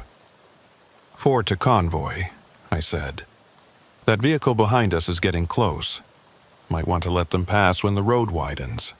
Copy, 4. There's a passing lane in about 5 miles.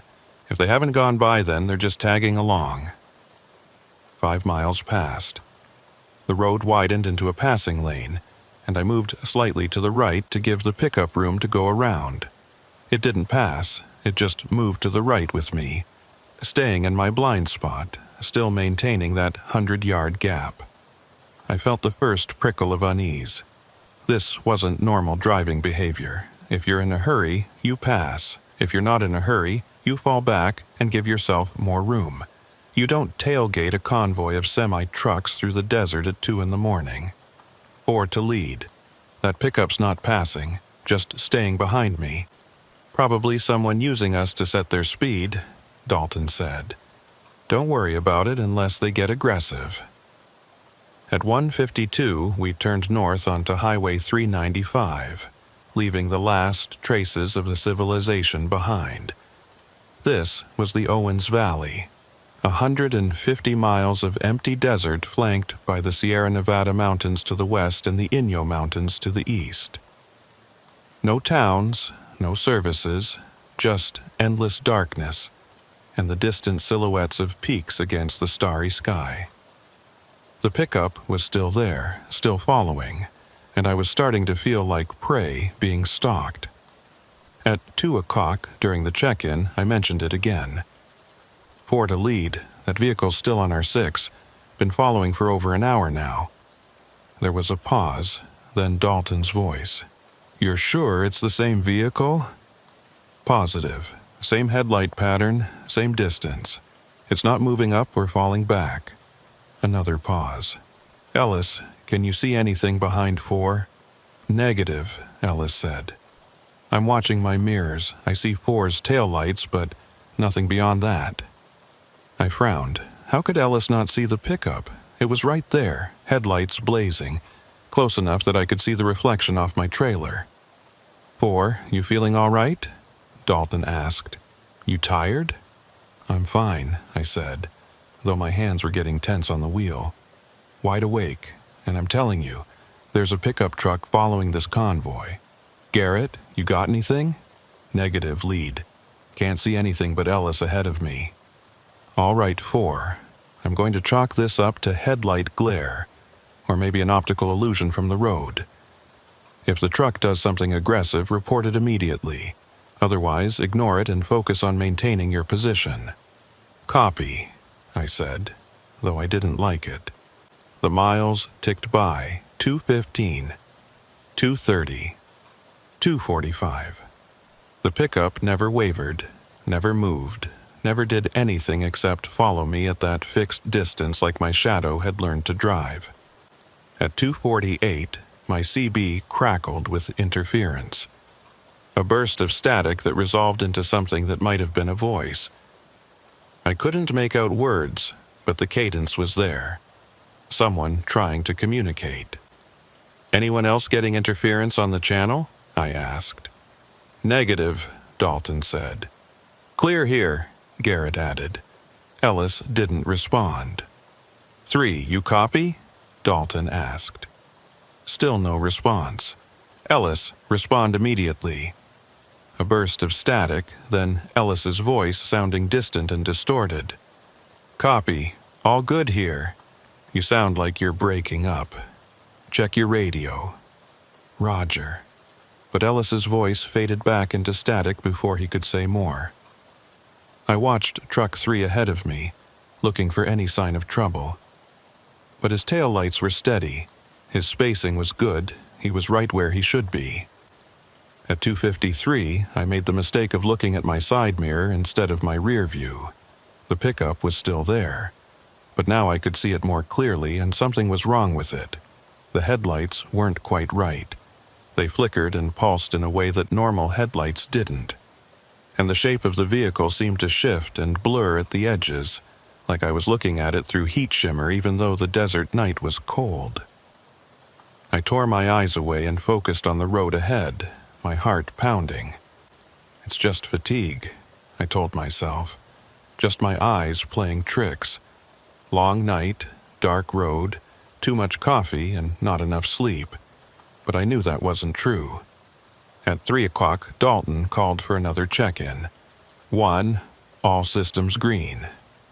2, oil pressure still fluctuating but manageable. 3, Ellis's voice was clearer now. 3, no issues. 4, I hesitated. Should I mention the pickup again? Should I tell them what I'd seen in the mirror? The impossible headlights, the shifting shape. 4, respond. Copy, I said. All good. But it wasn't all good. Something was very wrong, and I was the only one who could see it. At 3:17, we passed through the town of Lone Pine, a small cluster of buildings sleeping in the darkness beneath the shadow of Mount Whitney. The convoy didn't stop, didn't even slow down, just rolled through like we were invisible. The pickup followed us through town, still maintaining that 100-yard distance, still pulsing with those wrong headlights. At 3:22, my CB crackled again, and this time the voice that came through was clear.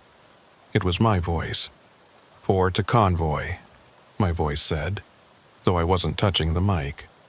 I see it now. I understand. I grabbed the CB, my hands shaking. That's not me. I'm not transmitting. Dalton's voice came back. 4, you just reported in. What do you mean it's not you? I didn't key my mic. Someone's using my call sign. 4, calm down. Nobody's using your... 4 to Convoy. My voice interrupted again. Perfectly calm, perfectly steady. The last truck always sees it first. That's the rule. Sees what? I shouted at the radio, though I knew the voice couldn't hear me. Or maybe it could. Maybe it heard everything I thought, everything I felt. 4, you're breaking up, Dalton said. Repeat your last... The transmission cut off, replaced by static. I looked in my rearview mirror. The pickup was right there, 100 yards back, those flickering headlights illuminating the inside of my cab with a pulsing, sickly light. And for just a moment, I saw the driver. It was me, sitting behind the wheel of that impossible pickup truck, hands at 10 and 2, eyes locked on the back of my trailer. My own face, expressionless, watching myself with the cold intensity of a predator studying prey. I jerked my eyes back to the road, my whole body shaking. This wasn't possible. This wasn't real. I was losing my mind, hallucinating, experiencing some kind of psychotic break brought on by stress and exhaustion. But when I looked in the mirror again, the pickup was still there, and my doppelganger was still driving it, still following me through the endless desert night. At 3:30, Dalton called for another check-in. His voice sounded distant now, like he was calling from very far away. 1. Status. Static washed over the channel, making his words almost unintelligible. 2. Oil pressure. Critical. More static. 3. Ellis's voice was fading in and out. Can't. Much longer. And then clear as a bell. 4 to Convoy. The last truck always sees it first, because the last truck is already alone.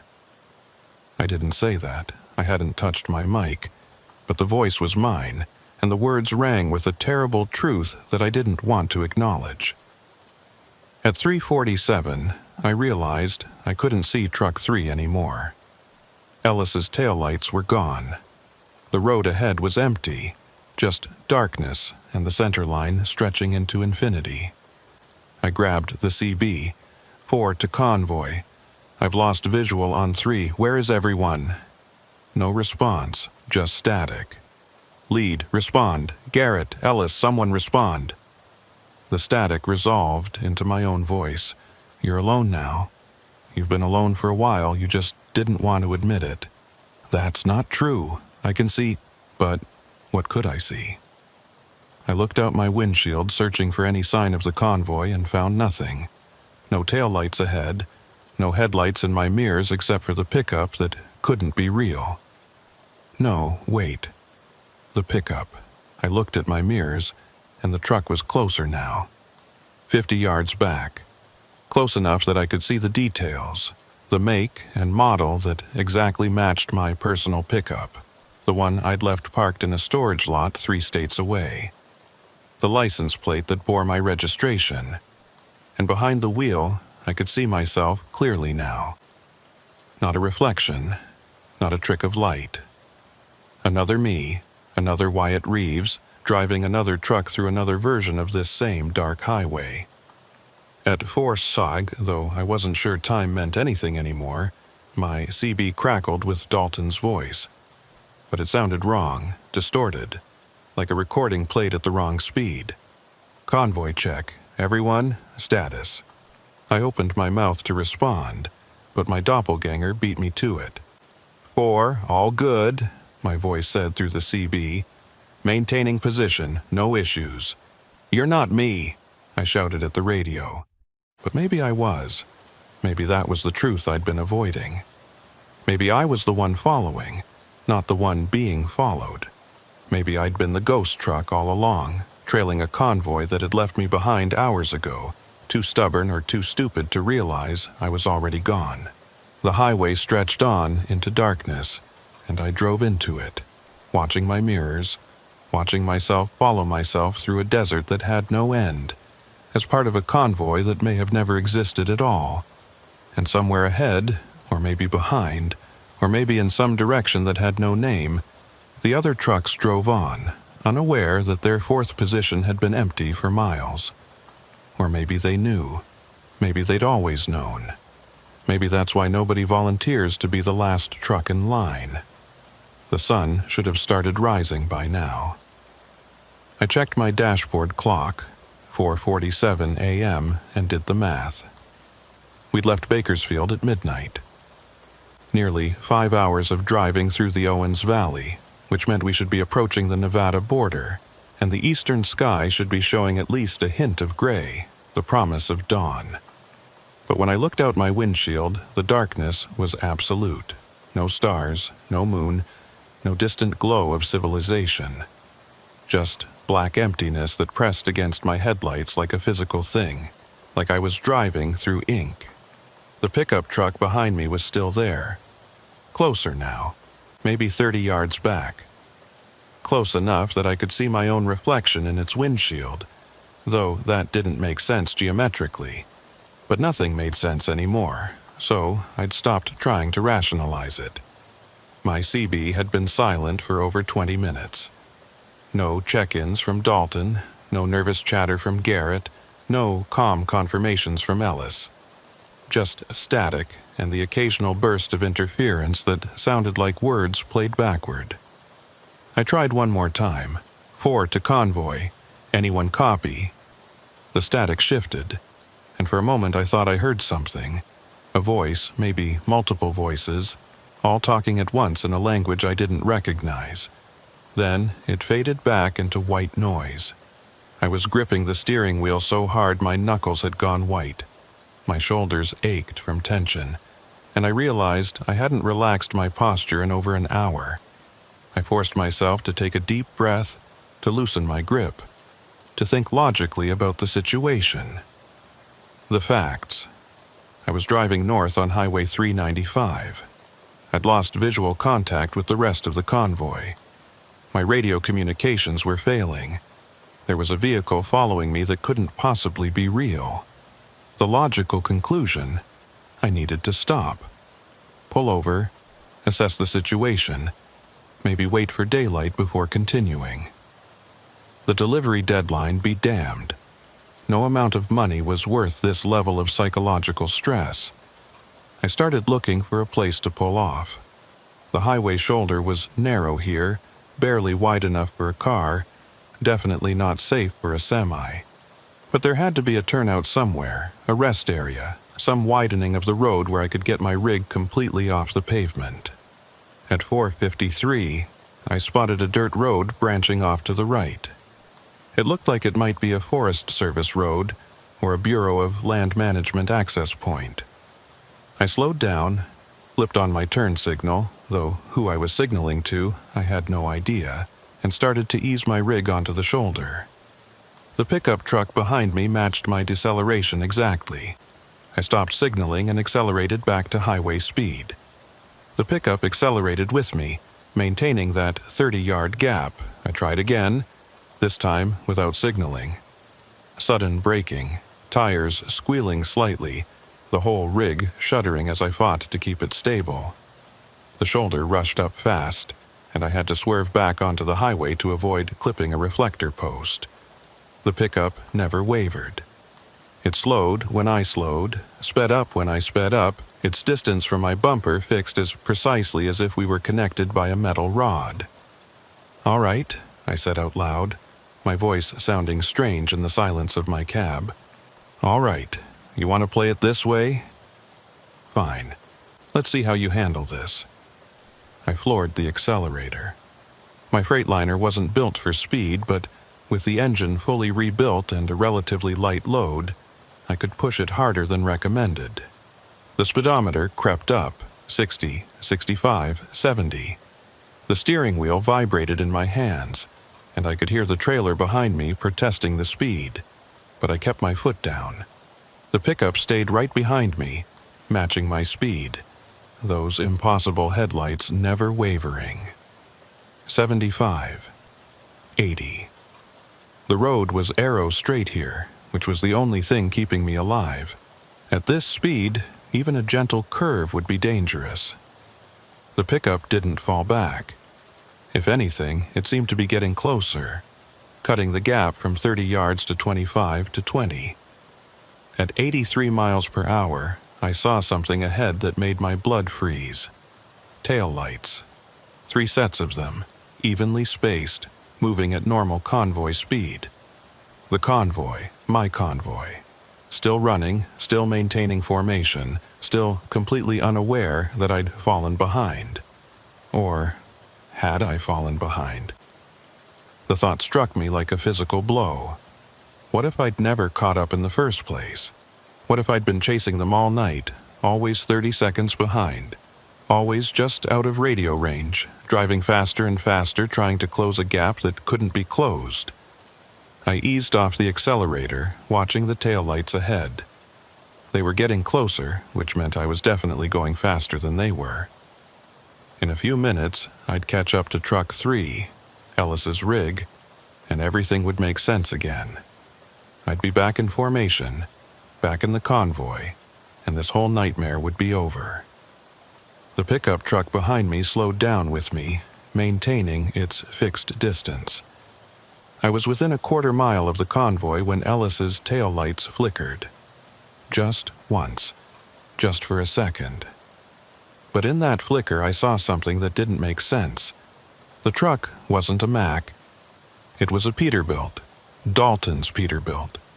I blinked, and when I looked again, it was a Mack again. Ellis's truck. Everything normal, but I'd seen what I'd seen. I closed the gap to 50 yards, then 25. Then I was right behind Truck 3, close enough to read the license plate, close enough to see the wear on the mud flaps. And the truck flickered again. Peterbilt, then Mack, then Kenworth, then back to Mack. Cycling through all three trucks in the convoy like a shuffled deck of cards, never settling, never staying consistent. I grabbed my CB mic. 4-3, Ellis, you copy. The truck ahead of me, whatever it really was, didn't respond. But its taillights flashed 3 times in rapid succession. Not a brake tap, not a turn signal, just flashing, like Morse code, like a warning. I dropped back, putting some space between us. The truck stopped flickering and settled back into being Ellis's Mack. Steady. Normal. Except I knew it wasn't normal at all. At 5:07 a.m., my dashboard clock suddenly jumped forward to 5:33. I stared at it, watched the minutes tick forward normally, 5:34, 5:35, but I'd lost 26 minutes somewhere. 26 minutes that had just vanished, skipped like a scratched CD. 4 to convoy, I said into the CB, not really expecting a response.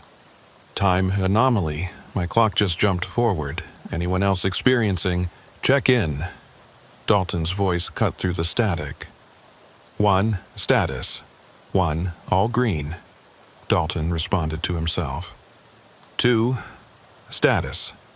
2, oil pressure has stabilized, Garrett said. But his voice sounded flat, emotionless, like he was reading from a script. 3, status. 3, no issues, Ellis said in that same flat tone. 4, status. I waited for my own voice to respond, for my doppelganger in the pickup to claim my position, but there was only silence.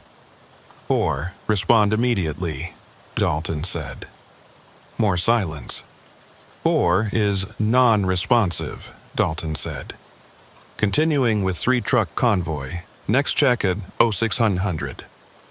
The radio went quiet. They couldn't hear me. Or they could hear me, but they thought someone else was Truck 4. Or there was no Truck 4 anymore, had never been a Truck 4, and I was just a ghost following them through the darkness. I looked in my rearview mirror. The pickup was still there, still following, and now I could see the driver clearly, illuminated by the glow of the dashboard lights. It was me, but not quite. Close enough to pass as my reflection, but wrong in small ways. The set of the jaw was different. The eyes were too wide, too intense. The hands on the wheel were positioned at 11 and 1 instead of 10 and 2. And it was smiling. I don't smile when I drive. Nobody does. But this thing wearing my face was grinning like it knew a secret, like it was in on a joke that I hadn't figured out yet. I forced myself to look away, to focus on the road ahead. The convoy was still there, 3 trucks in formation, taillights bobbing gently with the road's subtle curves. Real or not, they were all I had to follow. At 5:41, the road started to feel different.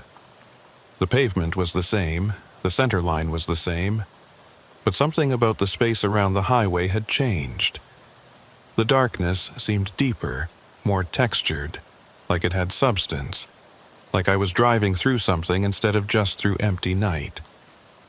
At 5:48, I passed a mile marker. It read, Mile 0. That was impossible. Mile markers started at 0 at the state line, but we'd crossed from California into Nevada hours ago. We should be well past mile marker 100 by now. I kept driving, watching for the next marker. Mile 0, and the next one. Mile 0.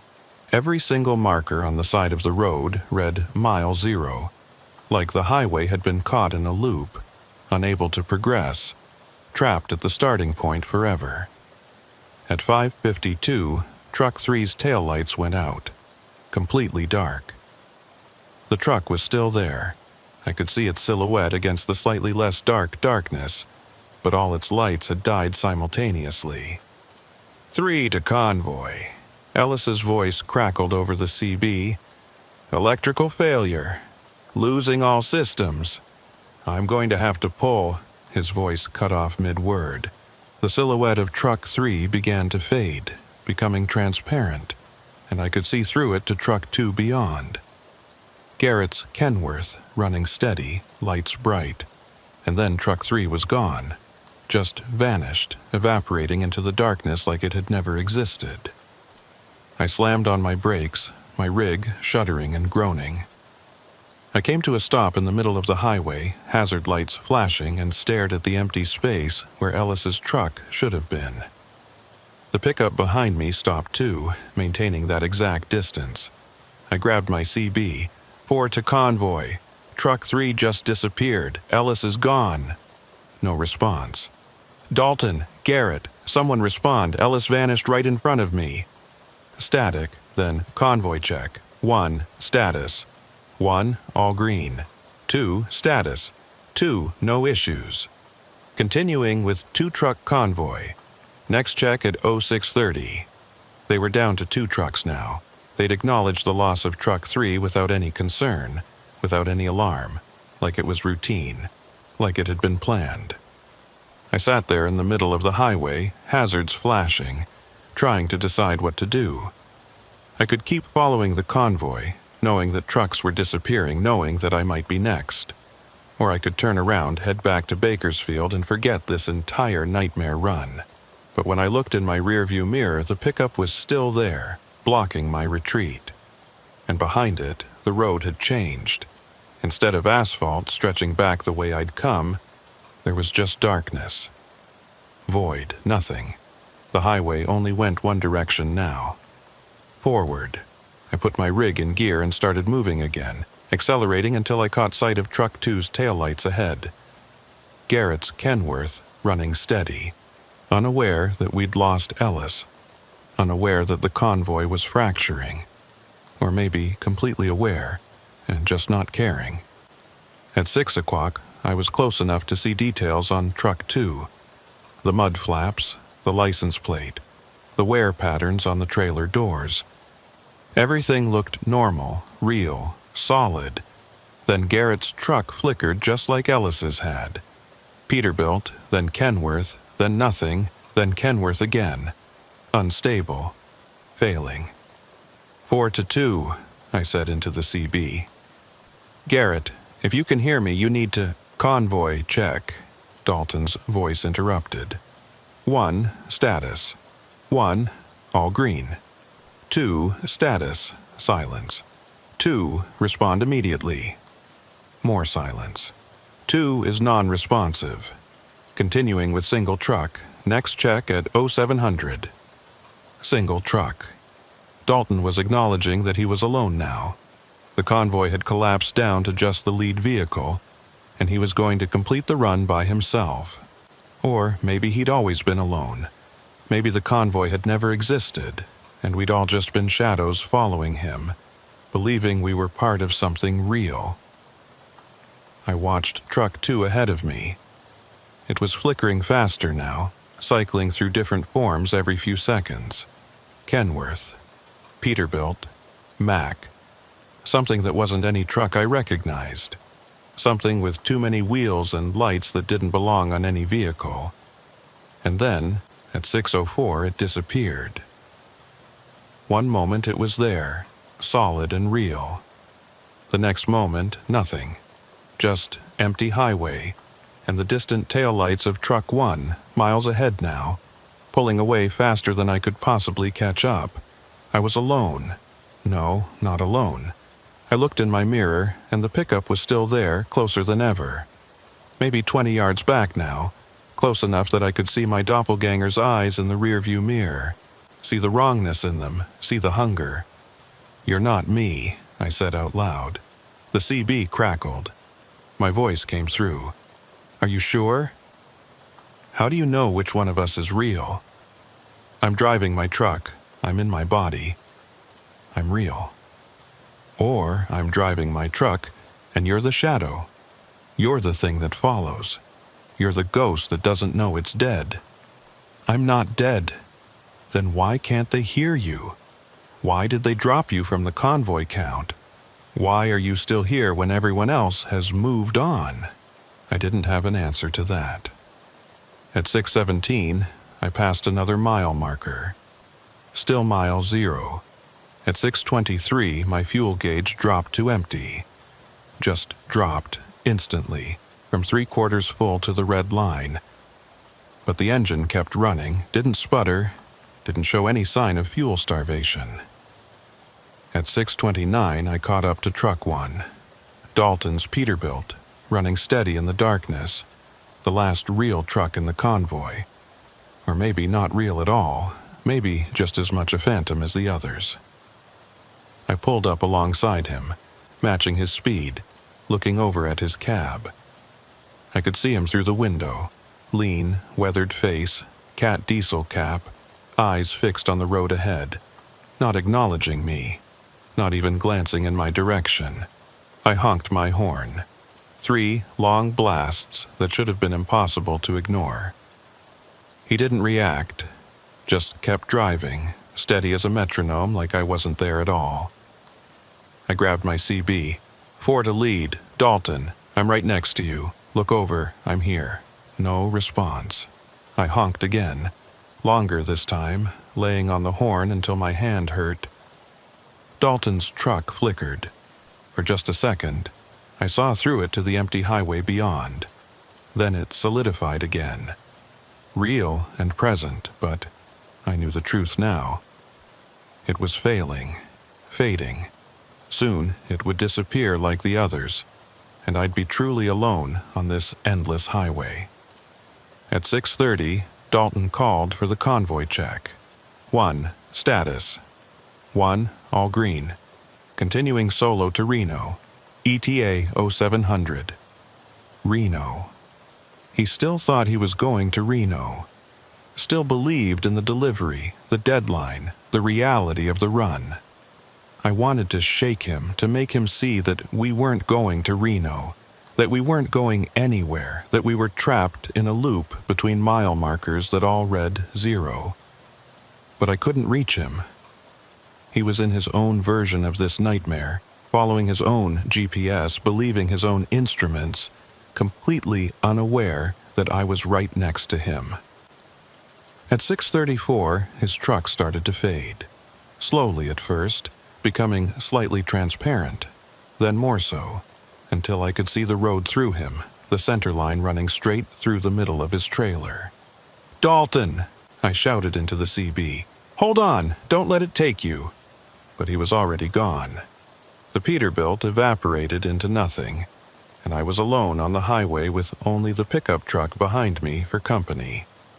I slowed down, stopped, sat in the middle of the road with my engine idling and my hands shaking on the wheel.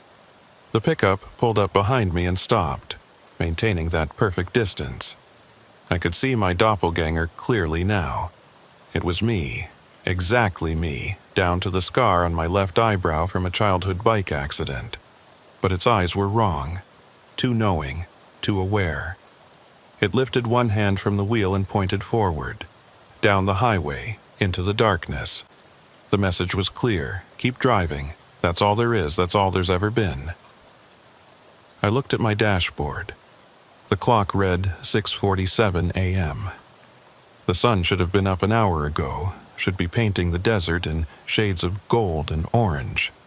But the darkness was absolute, eternal, and I was alone in it except for my own shadow. At 6:52, I put the truck in gear and started driving again. Because what else could I do? The highway stretched ahead, identical to every mile I'd already driven, identical to every mile I would ever drive. Mile marker 0 repeated endlessly on both sides of the road, and in my mirror, the pickup followed. Always there, always watching, always waiting for me to realize the truth. That I was the last truck in line, and the last truck is always alone. Time had lost all meaning. My dashboard clock cycled through random numbers. 6:47, then 3:22, then 9:15, then back to 3:33. It would freeze for long stretches, then jump forward or backward in chunks that made no sense. I stopped trying to track it. The darkness never changed. No hint of dawn, no stars, no moon, just black emptiness beyond the reach of my headlights, and the highway rolling out beneath me like a treadmill, going nowhere forever. I'd been driving for what felt like hours since Dalton's truck disappeared, or maybe minutes, or maybe days. Without external reference points, without the passage of the sun or the changing of the landscape, there was no way to measure time's passage except by the slow deterioration of my own mind. The pickup truck was still behind me, always behind me. My doppelganger drove with inhuman patience, never speeding up, never falling back, never showing any sign of fatigue or boredom or doubt. I'd tried everything to lose it. Sudden accelerations, hard braking, weaving across both lanes, even driving with my lights off for a terrifying minute that nearly sent me off the road. Nothing worked. The pickup matched every maneuver perfectly, like it was reading my thoughts before I executed them. Maybe it was. At some point, the clock read 4:17, though that meant nothing. I tried an experiment. I said out loud, without touching the CB, "If you can hear me, flash your lights 3 times." The pickup's headlights flashed. 1, 2, 3. My heart sank. It wasn't just following me, it was listening, watching, aware of everything I did, everything I thought. "What are you?" I asked the darkness. The CB crackled. My voice came through. "I'm what you become when you realize the truth. I'm the part of you that understands this highway never ends, that the convoy was always a fiction, that you've been alone from the beginning. I'm waiting for you to accept it." Accept what? That you're already me. You're already here. This conversation you think you're having it with yourself. I'm not following you. You're remembering me. You're looking back at where you've already been. I punched the steering wheel hard enough to hurt my hand. That doesn't make any sense. I'm here now, driving north. I'm heading somewhere. Where? Name your destination. Reno, the delivery. The client needs... What client? What company? What cargo are you carrying? I opened my mouth to answer and realized I couldn't remember. I knew I was hauling electronics, computer components, something for a product launch. But I couldn't visualize the boxes, couldn't recall the company name from the paperwork, couldn't remember a single specific detail about what was in my trailer. "It's in the manifest," I said. "The paperwork. It's all there. Then look at it. Pull over and check your paperwork. Tell me what it says." I didn't want to stop. Stopping felt dangerous. Like if I lost my momentum, I'd never start moving again.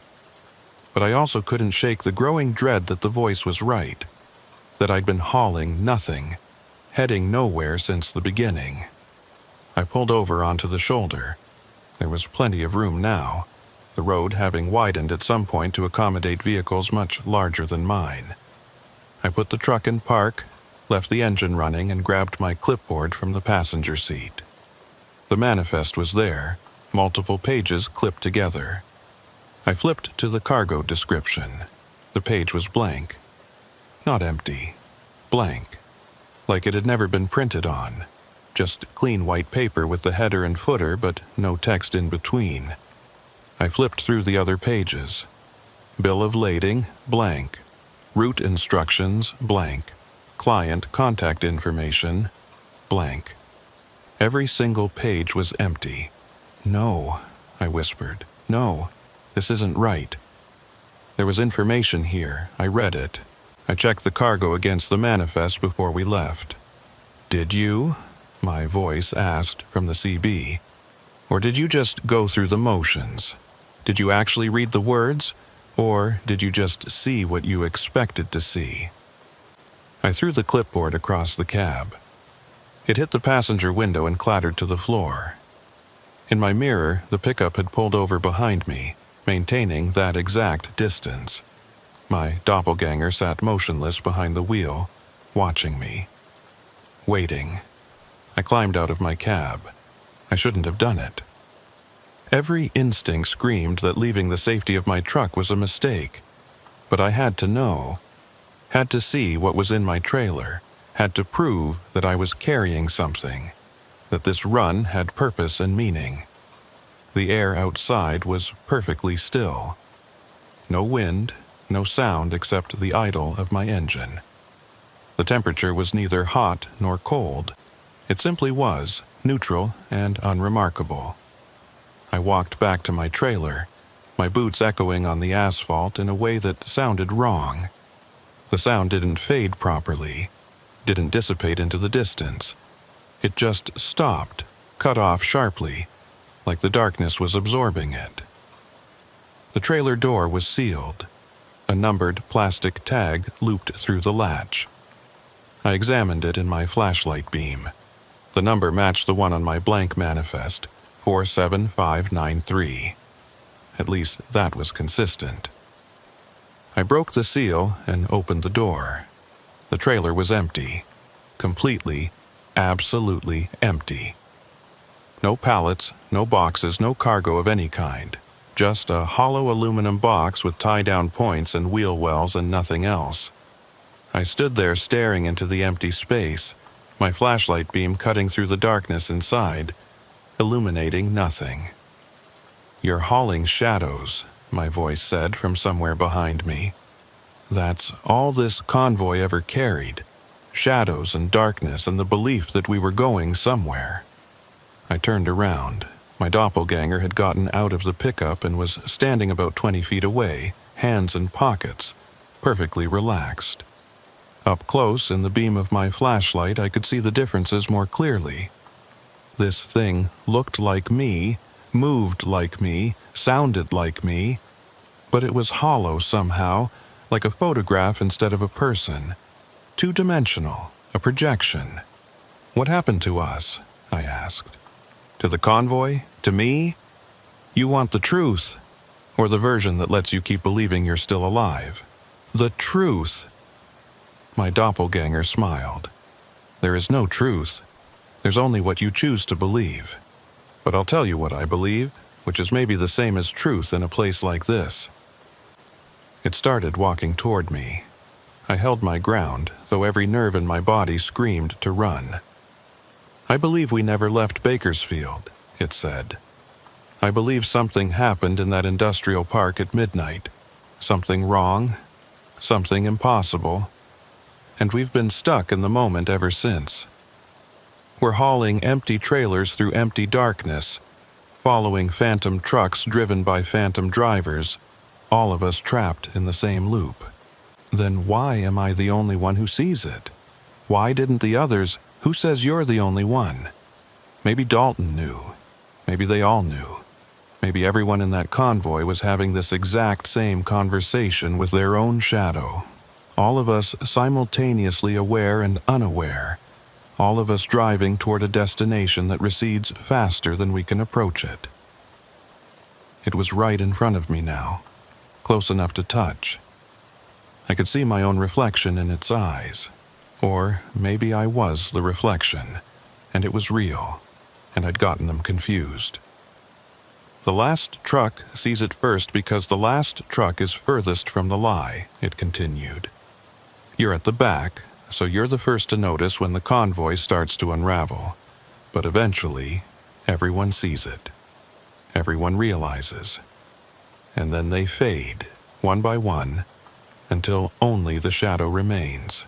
I don't accept that. There has to be a way out. There has to be. There is. You're looking at it. It held out its hand.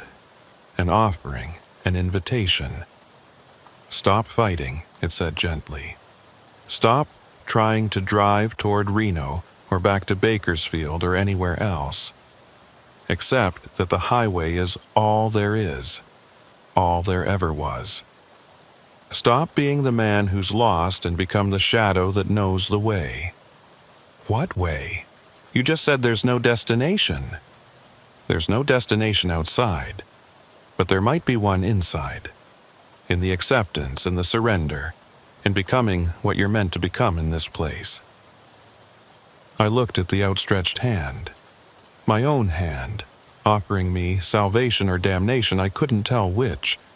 Behind my doppelganger, I could see the pickup truck, and behind that, the highway stretched into infinite darkness. No mile markers now, no center line, just black emptiness that went on forever. I thought about Dalton, fading away while still believing he was heading to Reno. I thought about Garrett and Ellis, disappearing while still trusting their instruments, still following protocol. They'd fought it. They'd maintained the fiction until the end, and I could do the same. I could get back in my truck, put it in gear, and drive forever through this darkness, hauling nothing toward nowhere, but at least maintaining the belief that I was going somewhere, that I had purpose, that I was still real. Or I could take the hand, accept the truth, become the shadow. At least the shadow knew what it was. My hand started to reach out. My fingers were inches from my doppelganger's palm. And then I heard it. A horn. Distant, faint, but definitely there. A truck horn blaring 3 times in rapid succession. I jerked my hand back and spun around, looking down the highway in the direction I'd been traveling. Far in the distance, barely visible, I could see lights, tail lights, multiple sets of them moving together in formation. The convoy. That's not real, my doppelganger said. Its voice had changed, become urgent, almost desperate. It's a trick, a reflection. They're gone. You saw them disappear. But the lights were getting brighter, which meant they were getting closer. Or I was getting closer to them. The distance was collapsing. The horn blared again. 3 short blasts. An invitation or a warning, I couldn't tell which. If you go toward them, you'll just loop back to the beginning, my doppelganger said. You'll be right back here having this same conversation, making this same choice. The highway doesn't let you escape. It only lets you choose how you experience the trap. Maybe, I said, but I'd rather be trapped trying to reach something than trapped accepting nothing. I ran back to my cab, yanked open the door, and threw myself into the driver's seat. My hands fumbled with the gear shift and I could hear my doppelganger shouting something behind me, but I didn't listen. I slammed the door, put the truck in gear, and floored the accelerator. The engine roared, the truck lurched forward, and in my rearview mirror, I saw my doppelganger standing in the middle of the highway, getting smaller and smaller, until the darkness swallowed it completely. The pickup truck was gone. The road behind me was empty. I drove toward the distant taillights and they grew closer with every second. I could make out individual trucks now, 3 of them, running in formation, exactly where they should be. My CB crackled to life. Status check, Dalton's voice, clear and steady. 1, all green. 2, no issues, Garrett said. 3, maintaining position, Ellis confirmed. A long pause, then 4, Hayes, you copy. I grabbed the mic, my hand shaking. 4, copy, I'm here, I'm right behind you. Another pause, longer this time. Hayes, where the hell have you been? You dropped off comms for over an hour. An hour, May. We've been trying to raise you. I looked at my dashboard clock. It read 6:52 a.m., the same time it had read when I'd gotten out of my truck to check the trailer. No time had passed, or all time had passed, or time had fractured and reformed and I'd slipped through a crack in it. Had some radio trouble, I said.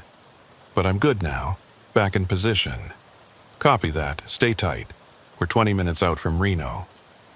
I looked out my windshield. The darkness was fading, just at the edges, a gray twilight creeping in from the east. And on the horizon I could see lights. Real lights, city lights, Reno, glowing in the pre-dawn darkness like a promise. We were almost there. We were going to make it. I glanced in my rearview mirror.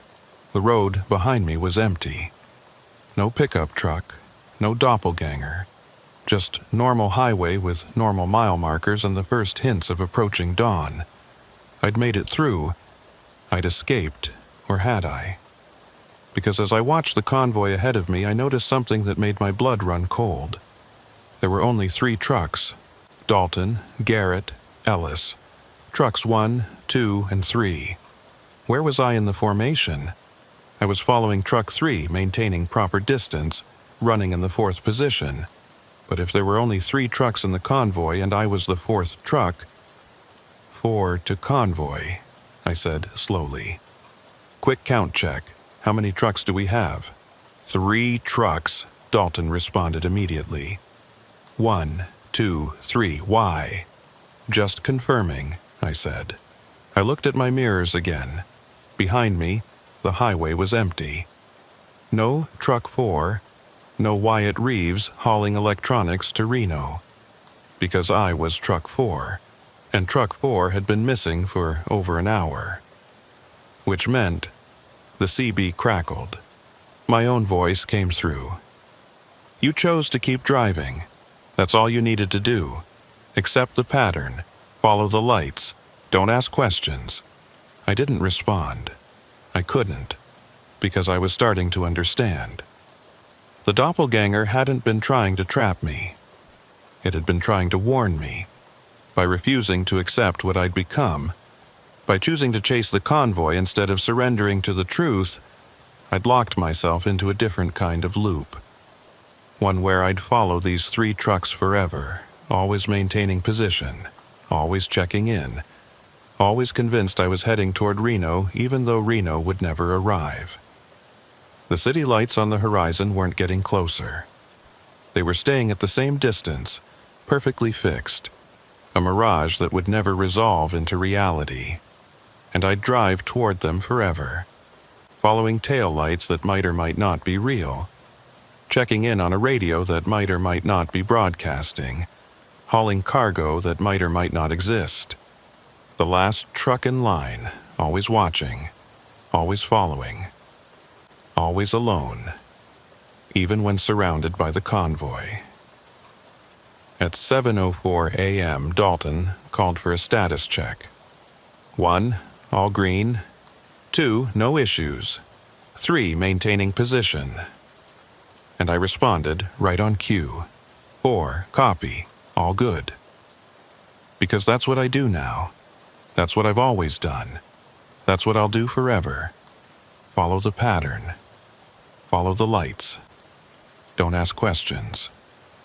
The last truck sees it first. But seeing doesn't mean escaping. It just means you understand what you've become. The city lights never got closer.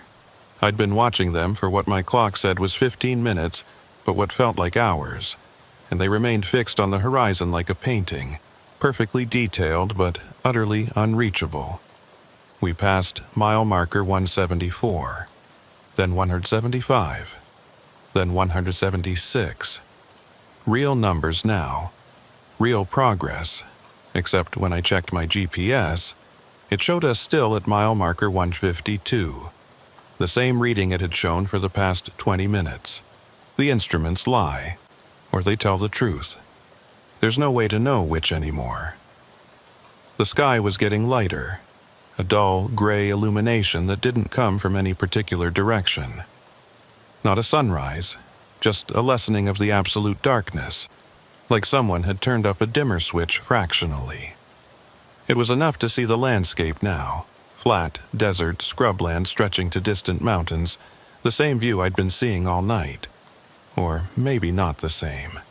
I couldn't shake the feeling that the mountains had changed position, that the scrub brush looked subtly different than it had the last time I'd noticed it. At 7:21, Garrett's voice came over the CB, and he sounded worried. 2 to lead. I'm getting some weird readings. Fuel gauge is showing empty, but the engine's running fine. Temperature's fluctuating, and my GPS keeps resetting. Copy, 2. Same issues here, Dalton said. I think we're experiencing some kind of electromagnetic interference, probably from the military base. We're close to the Nevada test site. That made sense. Or it would have made sense on a normal run, on a normal night. But nothing about this was normal, and we all knew it, even if only I was willing to admit it. Stay on visual, Dalton continued. Ignore the instruments and just follow the truck ahead of you. We can't be more than 10 minutes out now.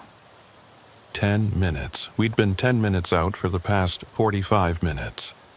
I wanted to say something, wanted to call them out on the obvious impossibility of our situation. But I knew what would happen if I did. They'd go silent, or they'd tell me I was imagining things, or they'd drop me from the convoy count and I'd disappear like Ellis had disappeared. So I kept quiet and maintained my position, following Ellis's taillights through the gray half-darkness toward a city that would never arrive. At 7:28, something changed. The road started to curve. Just slightly at first, a gentle bend to the right. Highway 395 was mostly straight through this section, so a curve was notable. But more importantly, it was different. Variation. Change. The first real deviation I'd seen in hours. The convoy followed the curve, and as we came out of it, I saw something ahead that made no sense. Lights. Not the lights of Reno on the horizon. These were closer, right on the highway. Bright lights, emergency lights, red and blue flashing in the gray dawn. Lead to convoy, Dalton said, and for the first time I could hear uncertainty in his voice. We've got what looks like an accident scene ahead. Emergency vehicles. Prepare to slow down. We reduced speed, dropping from 65 to 45 to 30. The emergency lights grew brighter, and I could make out the shapes now. Fire trucks, ambulances, police cruisers all clustered around something on the highway. Something big. As we got closer, I realized what I was seeing. It was the convoy, our convoy. 4 trucks, jackknifed and crashed, spread across both lanes of the highway in a tangle of metal and cargo and broken glass. Emergency responders were moving between the wrecks, and I could see tarps laid out on the asphalt, the unmistakable shape of bodies beneath them. Jesus Christ, Garrett whispered over the CB. We came to a complete stop about 100 yards from the accident scene. I sat in my cab, staring at the wreckage, trying to make sense of what I was seeing. That was Dalton's Peterbilt, the blue paint scraped and dented but still recognizable. That was Garrett's Kenworth, lying on its side, the trailer split open. That was Ellis's Mack, completely destroyed, the cab crushed beyond recognition. And that was my Freightliner, the 4th truck in line, smashed into the back of Ellis's trailer like I'd failed to brake in time. I looked down at my hands on the steering wheel. Solid. Real. I could feel the vibration of the engine through my seat, smell the diesel exhaust, hear the crackle of the CB. I was here. I was alive. I was real. So what the hell was I looking at? A state trooper walked toward our convoy, flashlight in hand despite the growing dawn light. He approached Dalton's truck first, and I watched him gesture, saw Dalton's window roll down, saw them have a conversation I couldn't hear. The trooper moved down the line. Garrett, Ellis, and then he was at my window, tapping on the glass with his flashlight. I rolled it down. He was young, maybe 30, with the tired eyes of someone who'd been up all night dealing with tragedy. "You guys part of this convoy?" he asked. I couldn't speak. My throat had closed up. The trooper's expression shifted to concern. "Sir, are you all right? Are you injured?" "I don't understand," I finally managed. "We're right here. We're alive. How can we be—" I gestured toward the wreck. The trooper followed my gesture, then looked back at me with growing alarm. "Sir, what convoy are you talking about? What wreck?" I pointed again. "Right there. The 4 trucks. The accident." He turned and looked where I was pointing, and I saw his expression change from concern to something else. Pity, maybe, or fear. "Sir," he said slowly, "there's nothing there. The highway's completely clear." I looked again. The emergency vehicles were gone. The wrecked trucks were gone. The tarps, the bodies, everything just vanished. The highway stretched ahead, empty and pristine in the gray morning light. But "I think you need to pull over and let us check you out," the trooper said. "You might be experiencing some kind of episode. Exhaustion, maybe, or—" his radio crackled. A dispatcher's voice. "All units be advised. We have a report of a 4-truck convoy accident on Highway 395, approximately 10 miles north of your current position. Multiple fatalities. All available units respond." The trooper's face went pale. He grabbed his radio. "Copy that. I'm on scene now, but—" he paused, looking at me, then at the empty highway ahead. "Dispatch, can you confirm the location? I'm showing nothing at my current coordinates." "Location confirmed, 10 miles north. Fire department is en route. Estimated arrival 10 minutes. Copy." He turned back to me. "Sir, I need you to stay here. Don't move your vehicle. I'm going to call this in to my supervisor." He walked back toward his patrol car, radio in hand, leaving me sitting in my truck with more questions than answers. I looked at my CB. "Dalton? Garrett? Ellis? Anyone copy?" No response. Not even static. The CB was dead. I looked ahead at the other 3 trucks in the convoy. They were still there, engines idling, exactly where they'd been. But as I watched, Dalton's truck started to fade, slowly becoming transparent, and I could see through it to the highway beyond. Then Garrett's, then Ellis's. Within 30 seconds, they were gone. I was alone on the highway with the state trooper in his patrol car, and ahead of us, 10 miles north, there was an accident scene where 4 trucks had crashed. 4 trucks driven by 4 drivers who had left Bakersfield at midnight and never made it to Reno, including me.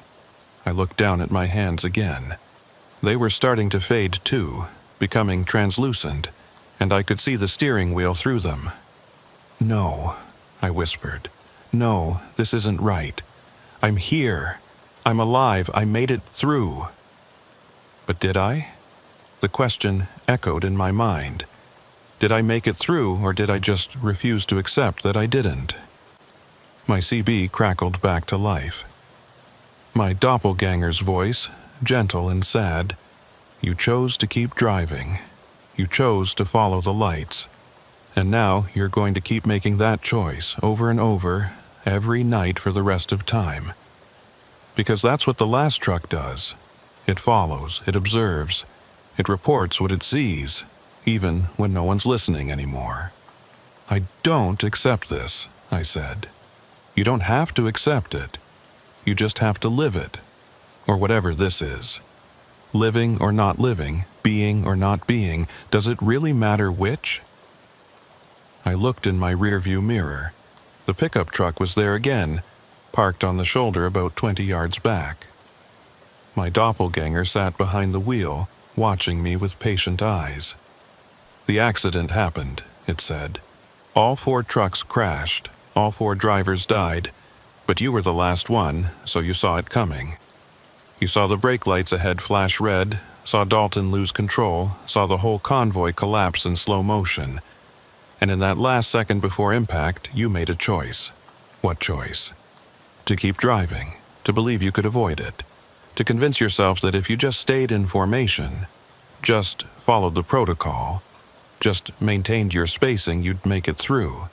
That's not, and you did make it through. In a way, you're still driving, still following, still reporting in on schedule. The only difference is that everyone else accepted what happened and moved on. You're the only one still running the route."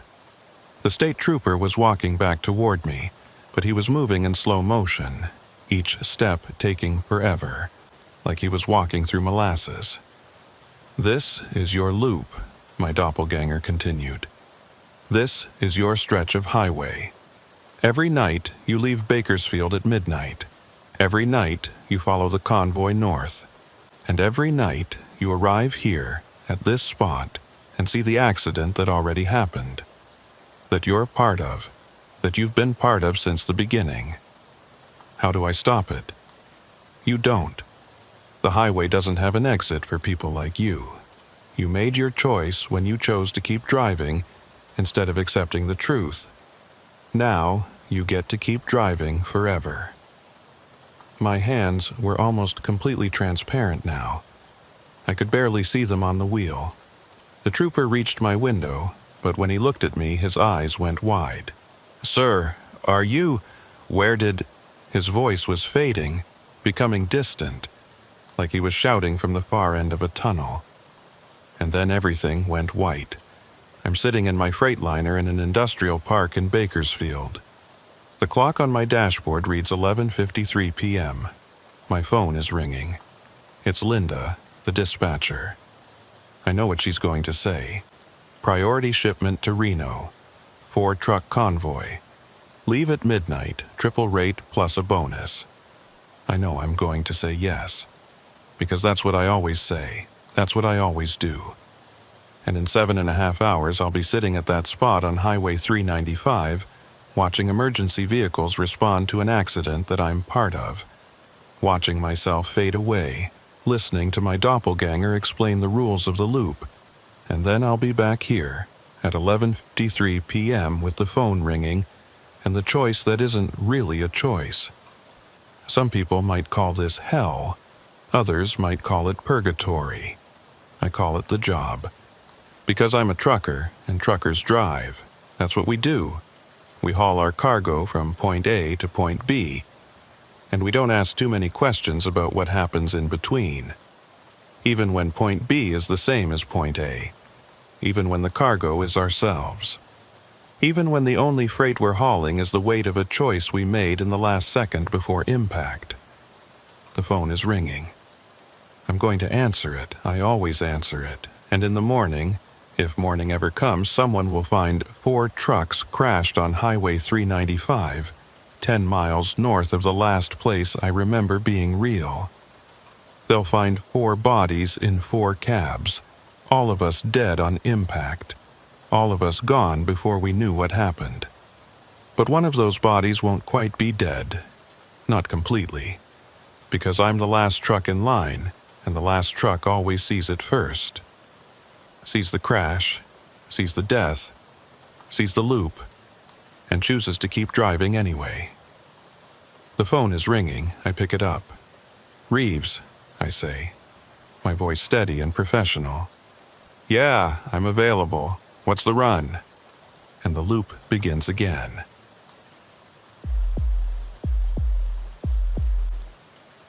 I need to tell you about a convoy I drove in November of 2018. Or maybe I didn't drive it. That's the thing. I'm not entirely sure anymore what really happened that night, and the more I try to piece it together, the less sense any of it makes. My name is Cole Brixton, and I've been hauling freight for about 14 years. I'm based out of Omaha, Nebraska, running mostly regional routes through the Midwest. It's steady work, decent pay, and I know the roads well enough that I could probably drive them blindfolded. I'm not the type to see things that aren't there or make up stories.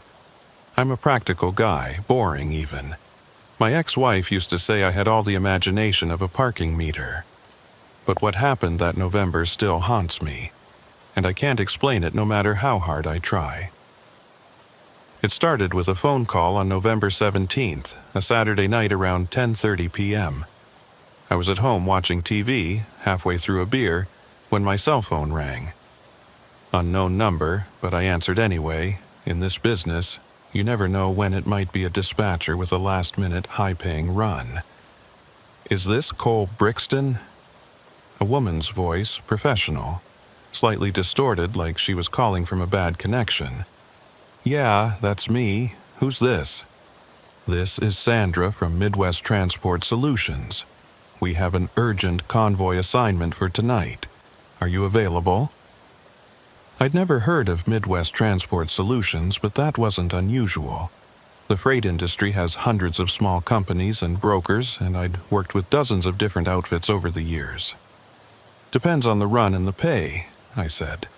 6-truck convoy, Omaha to Sioux Falls, South Dakota. Medical supplies and equipment. Client needs delivery by 6 a.m. tomorrow. We're offering $2,000 for the run.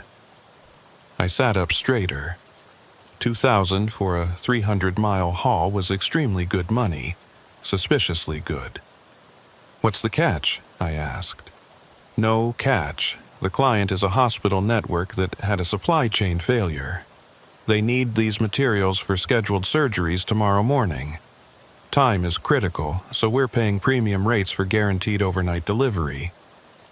That made sense. Medical facilities didn't run on convenient schedules, and emergency supply runs weren't uncommon. "Who else is in the convoy?" I asked.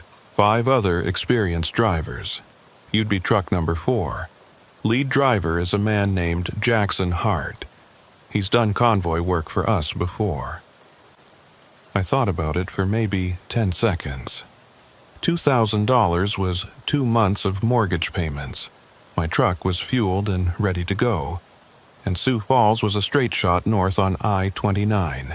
Easy driving, good roads. "I'm in," I said. "Where's the staging point?" "North Omaha Distribution Center off Highway 75. Be there by midnight. Jackson will brief everyone on protocols and timing." "Got it. I'll see you there." "Actually, I won't be there.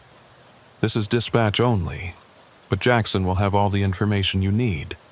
Drive safe, Mr. Brixton." She hung up before I could ask any follow-up questions. I looked at the clock. It was 10:37 p.m., which gave me about 80 minutes to get to the staging area. I grabbed my keys, my overnight bag, and headed out to my truck. The drive to the distribution center took 20 minutes. It was a cold November night, temperature in the mid-30s, with a light wind that made it feel colder. The roads were mostly empty, just a few cars and the occasional truck heading to or from the interstate. I pulled into the distribution center at 11:48 p.m. It was a large facility with multiple loading docks and a sizable parking lot. 5 trucks were already there, lined up near the main gate, engines running, exhaust rising into the cold night air. I pulled into the 6th position and killed my engine. As I climbed down from the cab, a man walked over from the lead truck. He was maybe 45, tall and lean, with short graying hair and a weathered face that suggested years of outdoor work. "Cole Brixton?" he asked, extending his hand. "That's me. You must be Jackson." "Jackson Hart, yeah. Glad you could make it on short notice." He had a firm handshake and direct eye contact. "Let me introduce you to the others." We walked down the line of trucks. The 2nd position was driven by a younger guy named Travis, probably late 20s with nervous energy and a ready smile. 3rd position was Marcus. an older black man with gray in his beard and calm, intelligent eyes. Fifth position was driven by a woman named Sarah, the first female trucker I'd met in a convoy, though that was becoming more common. Sixth position was handled by a quiet guy named Raymond, who just nodded when introduced. "All right, everyone gather around," Jackson said once introductions were done. "Let me brief you on the run." We formed a loose circle under the harsh fluorescent lights of the parking lot. Jackson pulled out a tablet and showed us a route map. Straight shot north on I-29 from here to Sioux Falls. 310 miles, estimated drive time 5 hours accounting for convoy speed restrictions. We're hauling medical supplies, surgical equipment, pharmaceuticals, blood products. Everything is temperature sensitive and time critical. "What's the convoy protocol?" Marcus asked. "Standard formation, 200-foot spacing. Speed limit is 70 on most of this route, but we'll maintain 65 for safety. CB Channel 19 for primary comms, Channel 23 for backup. Check in every 30 minutes on the half hour, 12:30, 1 o'clock, etc. Questions so far?" "What happens if someone has a mechanical issue?" Sarah asked. "We assess on the spot. If it's fixable in under 10 minutes, we wait. Otherwise, that truck drops out and continues solo while the rest of the convoy pushes forward. The client needs at least 4 trucks to arrive together, so we have a 2-truck buffer." "What about fuel stops?" Travis asked. "Nobody should need fuel. This is a 5-hour run, and everyone should have at least half a tank. But if someone's running low, call it in immediately and we'll coordinate a quick stop." Jackson looked around the circle. "This is a straightforward run, people. Good roads, good weather, good pay. But the client is very particular about timing. We leave at midnight sharp, and we need to roll into Sioux Falls no later than 5:30 a.m. Everyone clear?" We all nodded or voiced agreement. "Good. Load checks are done. Dispatch confirmed all cargo is secure. Do your own pre-trip inspections and be ready to roll in 10 minutes." I walked back to my truck and did my inspection. Everything looked good. Tires, lights, brakes, coupling, cargo seals. The trailer was a standard refrigerated unit, and I could hear the cooling system humming. Temperature gauge on the side read 38 degrees Fahrenheit, right in the safe zone for medical supplies. At 11:58 p.m., Jackson's voice came over the CB. "Convoy check. Sound off by position." "1, ready," Jackson said. 2, good to go, Travis responded. 3, ready, Marcus said in his deep, calm voice. 4, ready, I said. 5, all set, Sarah confirmed.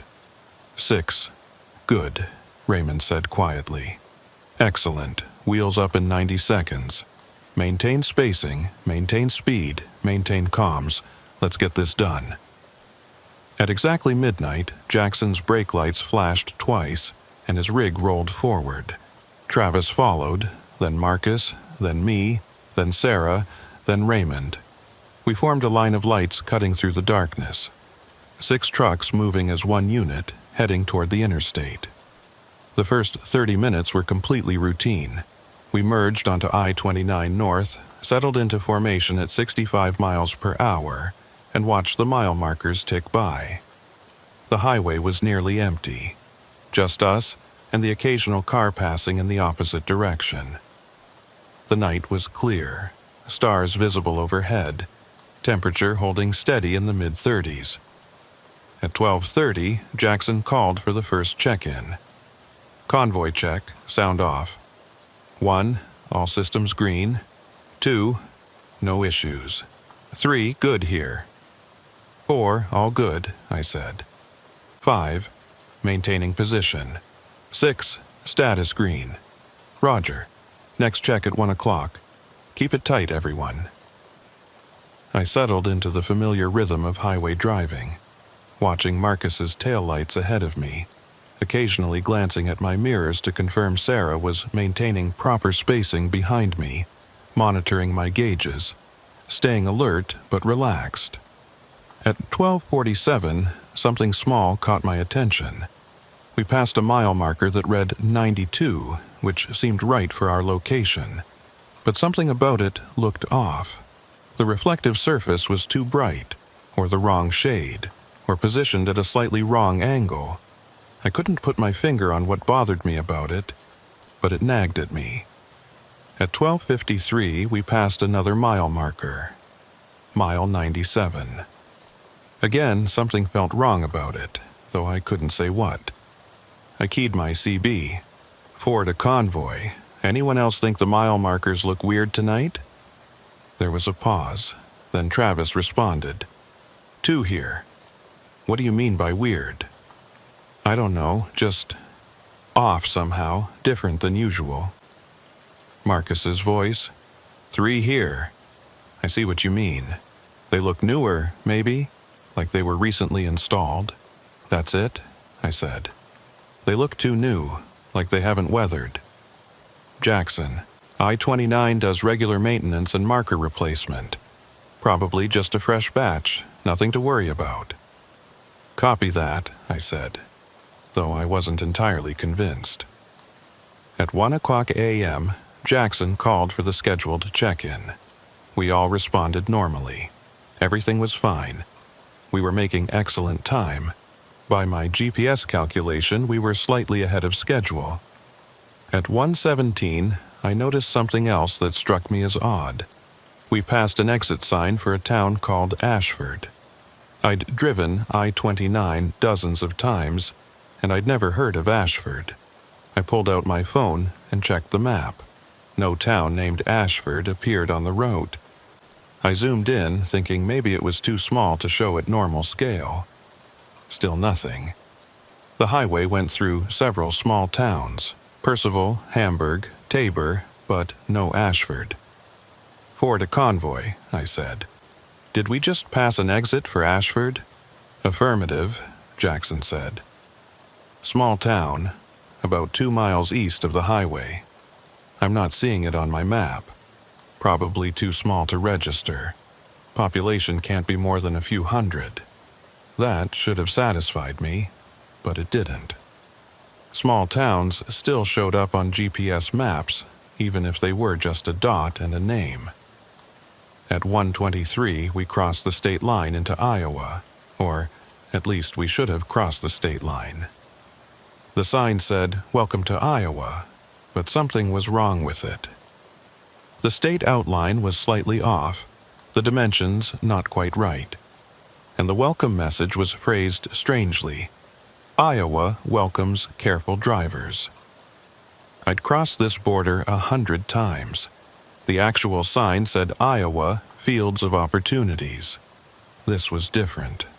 4 to Convoy. Anyone else notice something off about the Iowa welcome sign? Silence on the CB. Lead, did you copy? Negative, 4. Radio's getting some interference. Repeat your last. The welcome sign, Iowa. Did it look normal to you? More static, then Jackson's voice distorted. Looked fine to me. Standard sign, why? I decided to drop it. Maybe I was tired or maybe my memory was off. But I was starting to feel uneasy about this run.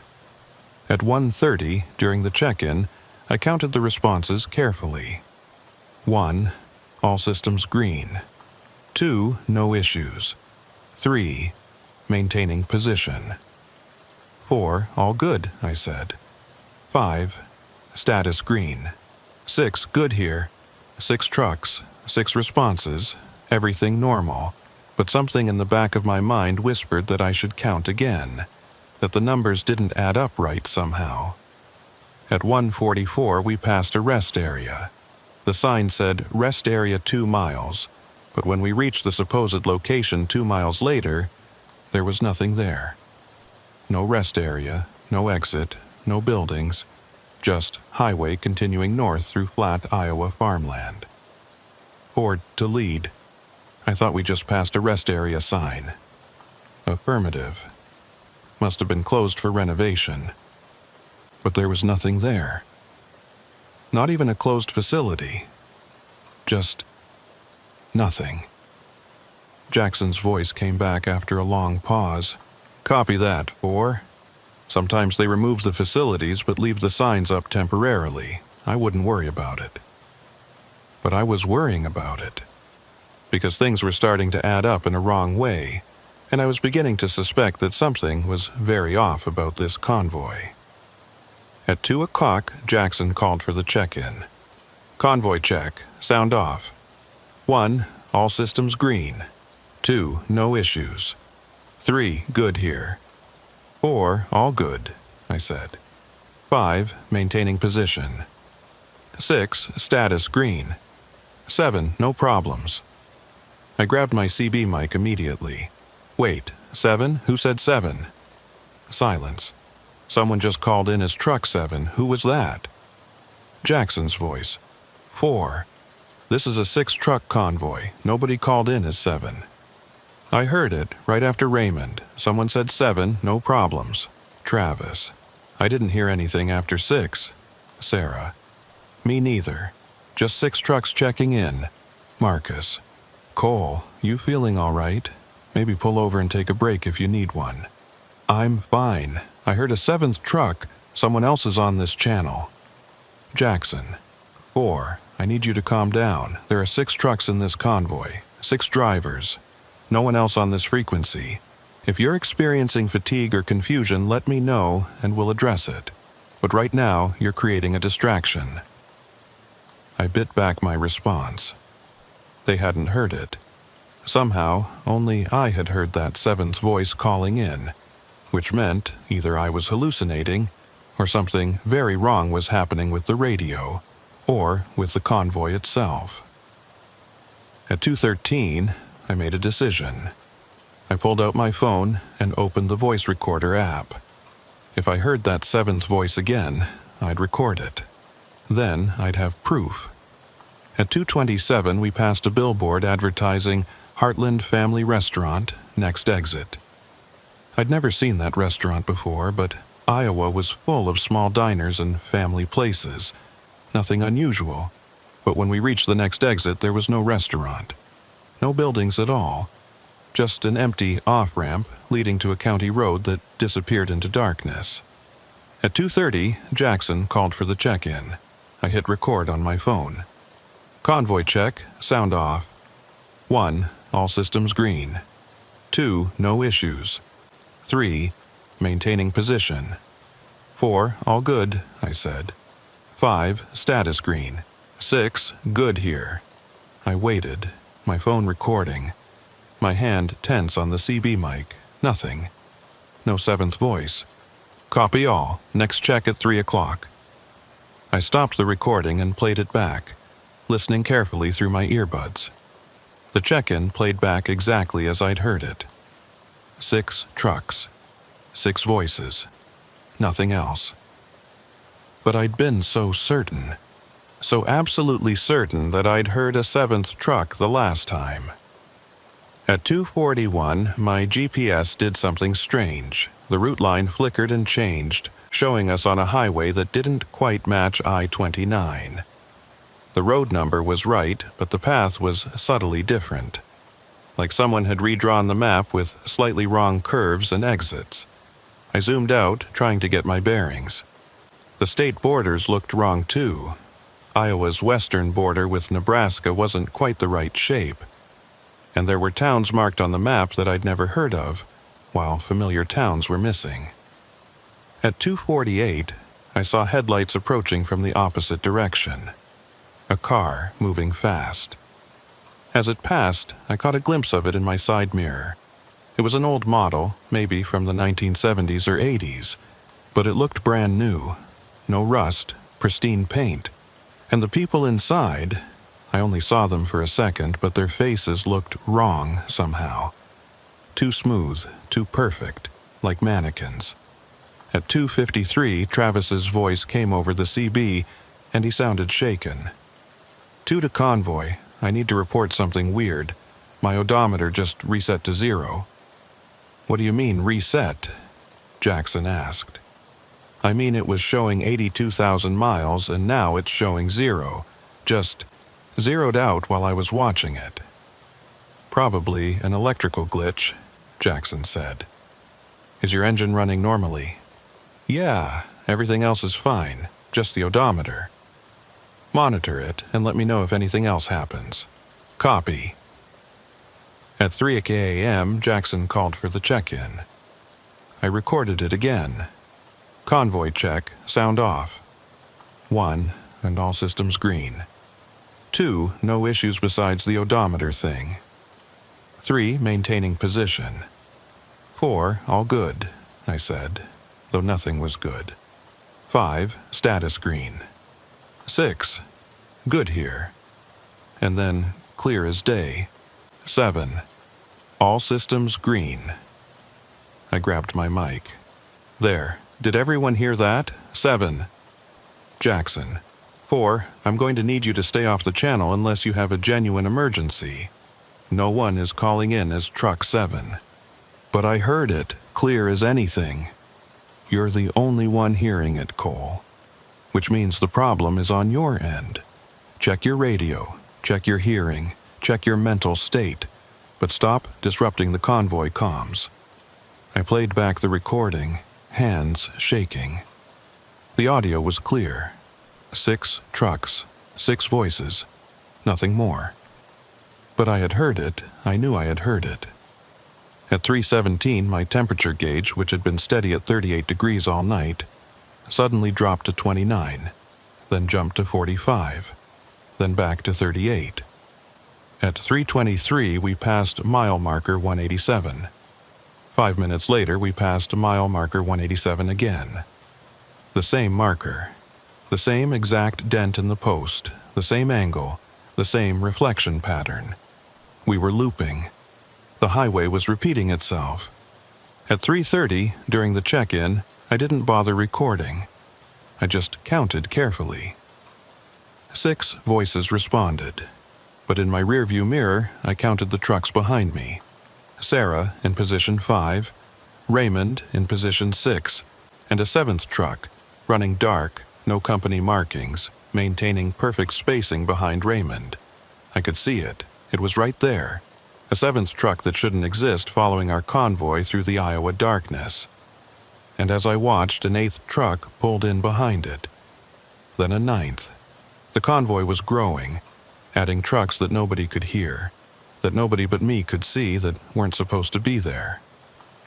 At 3:47, I made a decision that probably saved my life, or at least my sanity. I slowed down, dropping from 65 to 50, creating a gap in the convoy formation. 4. "Why are you falling back?" Jackson asked. "Need to check something. Possible tire issue. Can you make it to the next exit?" "Yeah, I'll catch up once I've assessed." "Copy. Let us know when you're rolling again." I let the convoy pull ahead, watching their taillights disappear into the distance.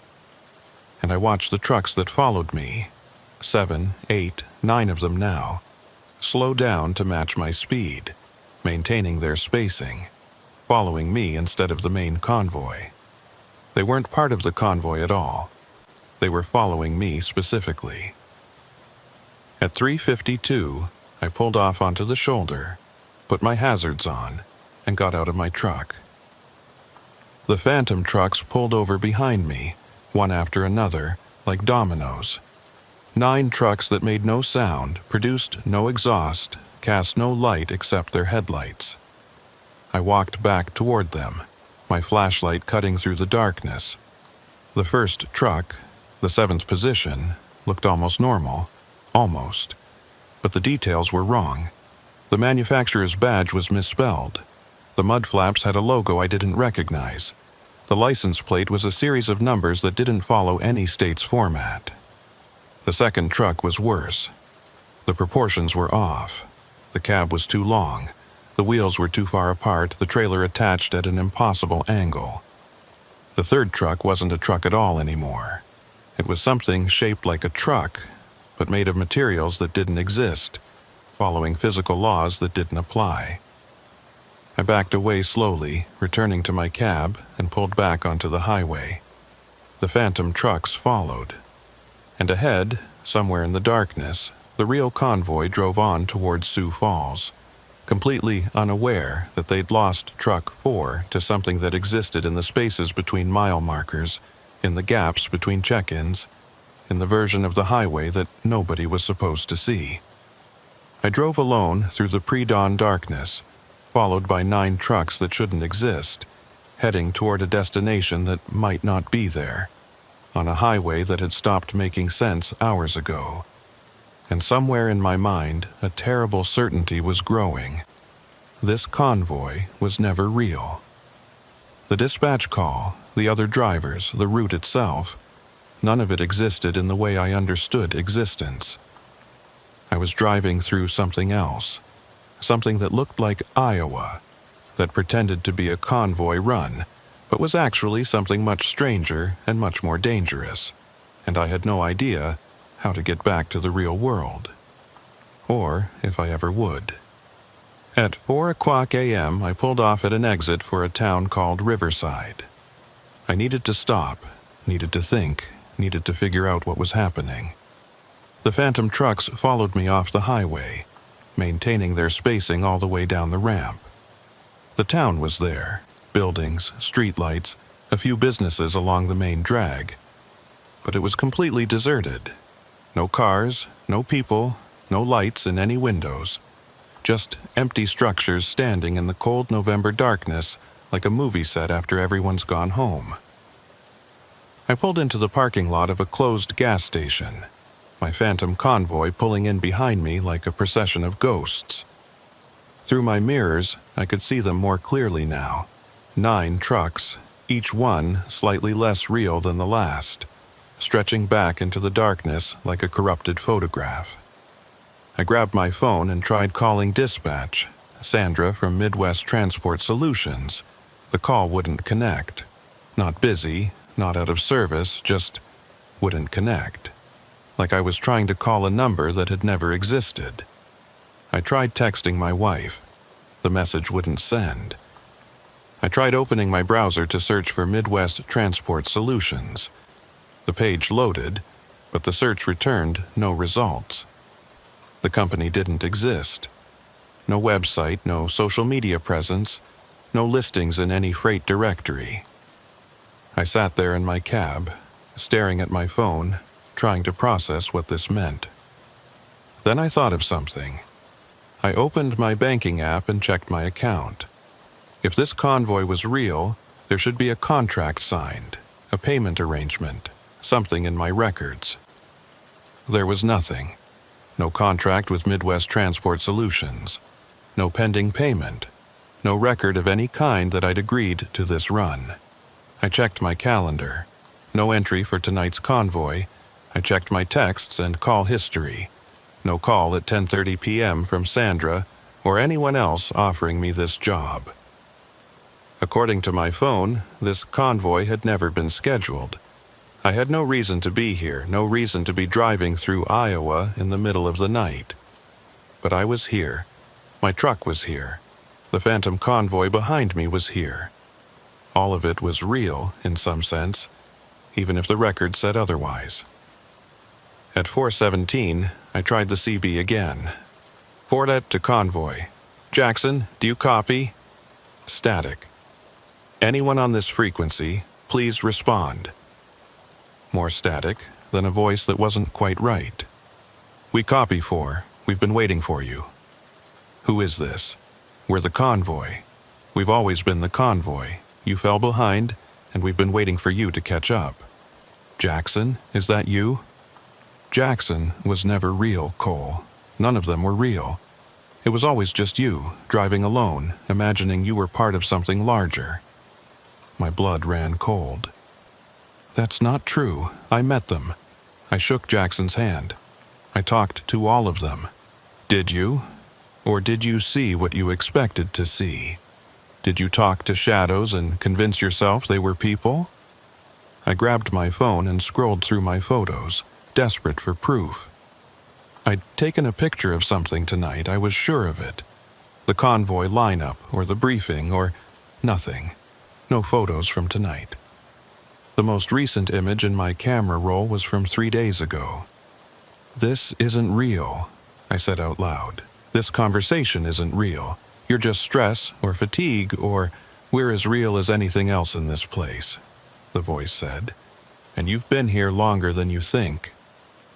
Check your fuel gauge, Cole. Check how far you've driven." I looked at my fuel gauge. It should have dropped by at least a third, maybe half, given the hours of driving. But it was completely full, the needle pegged at the maximum. And my trip odometer, which should have shown at least 300 miles, showed 0. "No," I whispered. "No, this is wrong." "Wrong according to what?" "According to the rules of the world you came from. But you're not in that world anymore, Cole. You haven't been for hours. You crossed over without even noticing." "Crossed over into what?" "Into the spaces between. Into the version of the highway that exists for drivers who accept the wrong dispatch, who follow the wrong convoy, who make the wrong turn at the wrong time. You're in the shadow road now, and the shadow road doesn't let people leave." I refused to accept it. Refused to believe that I'd somehow fallen out of reality without noticing, that everything tonight had been a trap or an illusion or whatever this was. "If this is the shadow road," I said, "then where's the real I-29? Where's the real convoy? Still running, probably.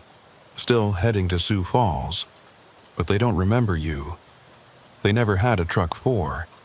They left with 5 trucks, and they'll arrive with 5 trucks, and nobody will ever ask what happened to Cole Brixton because Cole Brixton was never part of their convoy."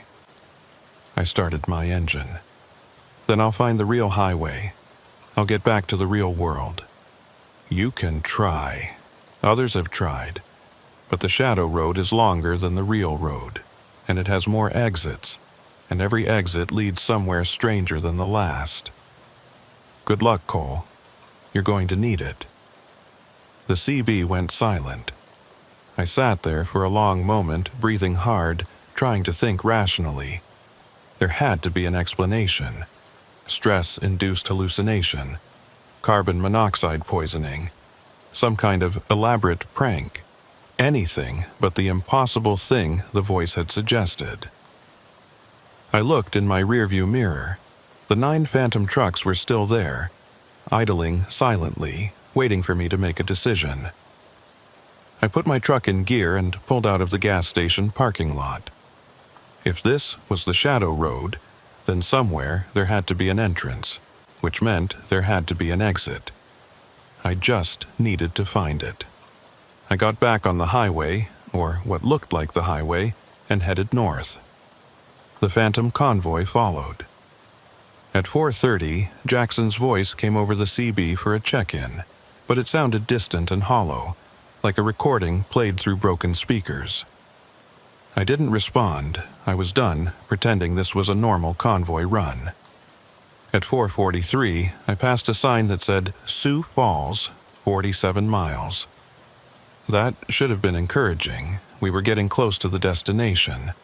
But something about the sign bothered me. The number 47 seemed arbitrary, disconnected from any actual distance. And when I checked my GPS, it showed Sioux Falls as still being over 200 miles away.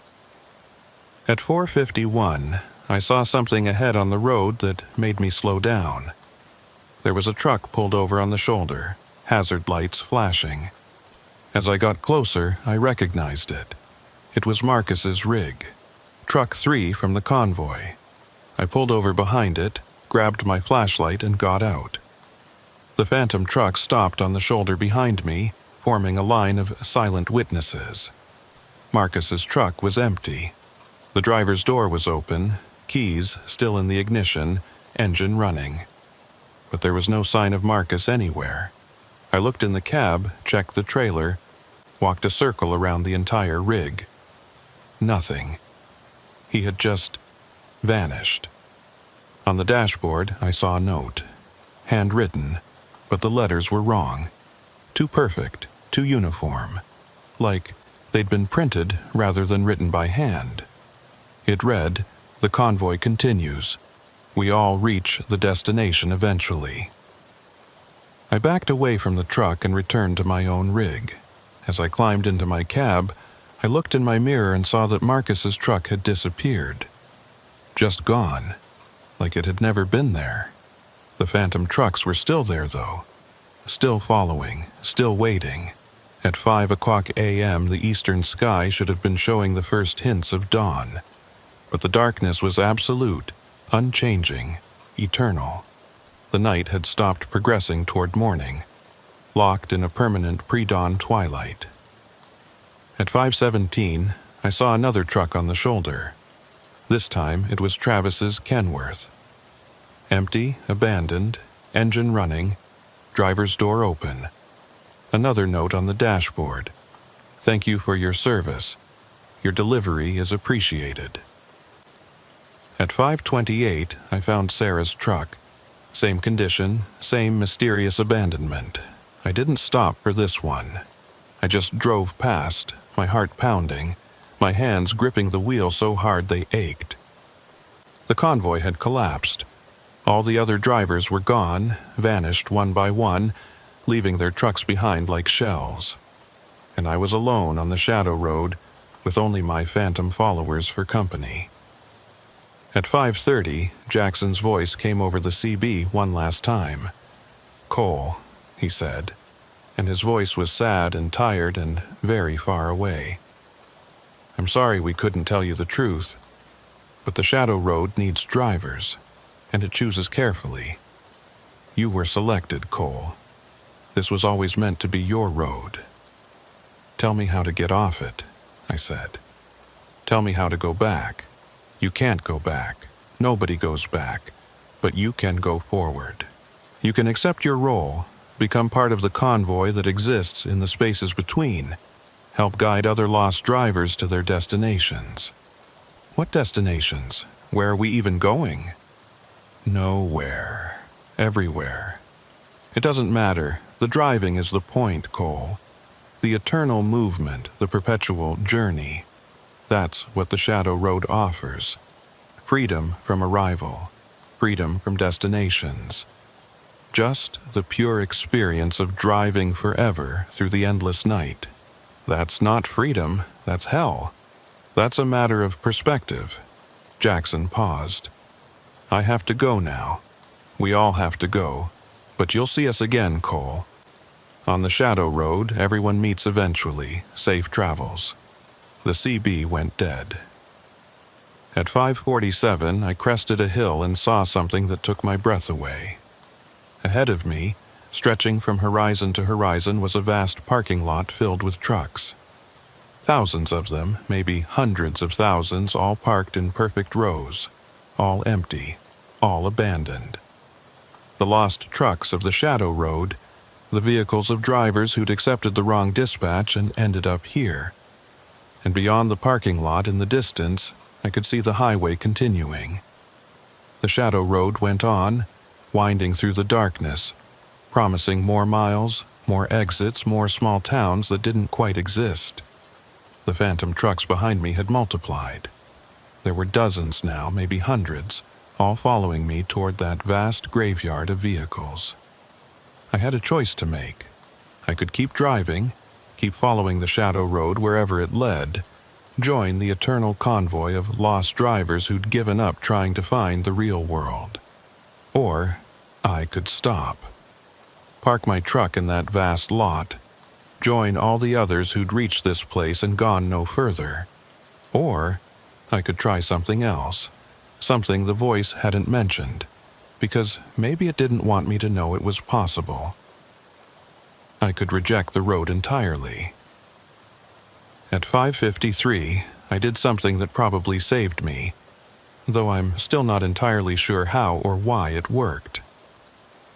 I turned around. Not a three-point turn, not a U-turn on the highway. I literally turned the truck around, driving backward, facing the wrong direction, heading south when the Shadow Road only ran north. The highway didn't like it. The pavement started to crack beneath my tires. The mile markers began spinning backward. The sky flickered between night and day, and night again. The phantom trucks tried to follow, but they couldn't. They were locked into forward motion, unable to reverse, unable to break the pattern. They fell away behind me, fading into the darkness, and I was alone. I drove backward for what felt like hours, watching the mile markers count down, watching the sky gradually shift from black to gray to the first hints of real dawn. And then, suddenly, I was back on normal I-29, in Normal, Iowa, in a normal November morning. I found a rest area and pulled in, my hands shaking so badly I could barely steer.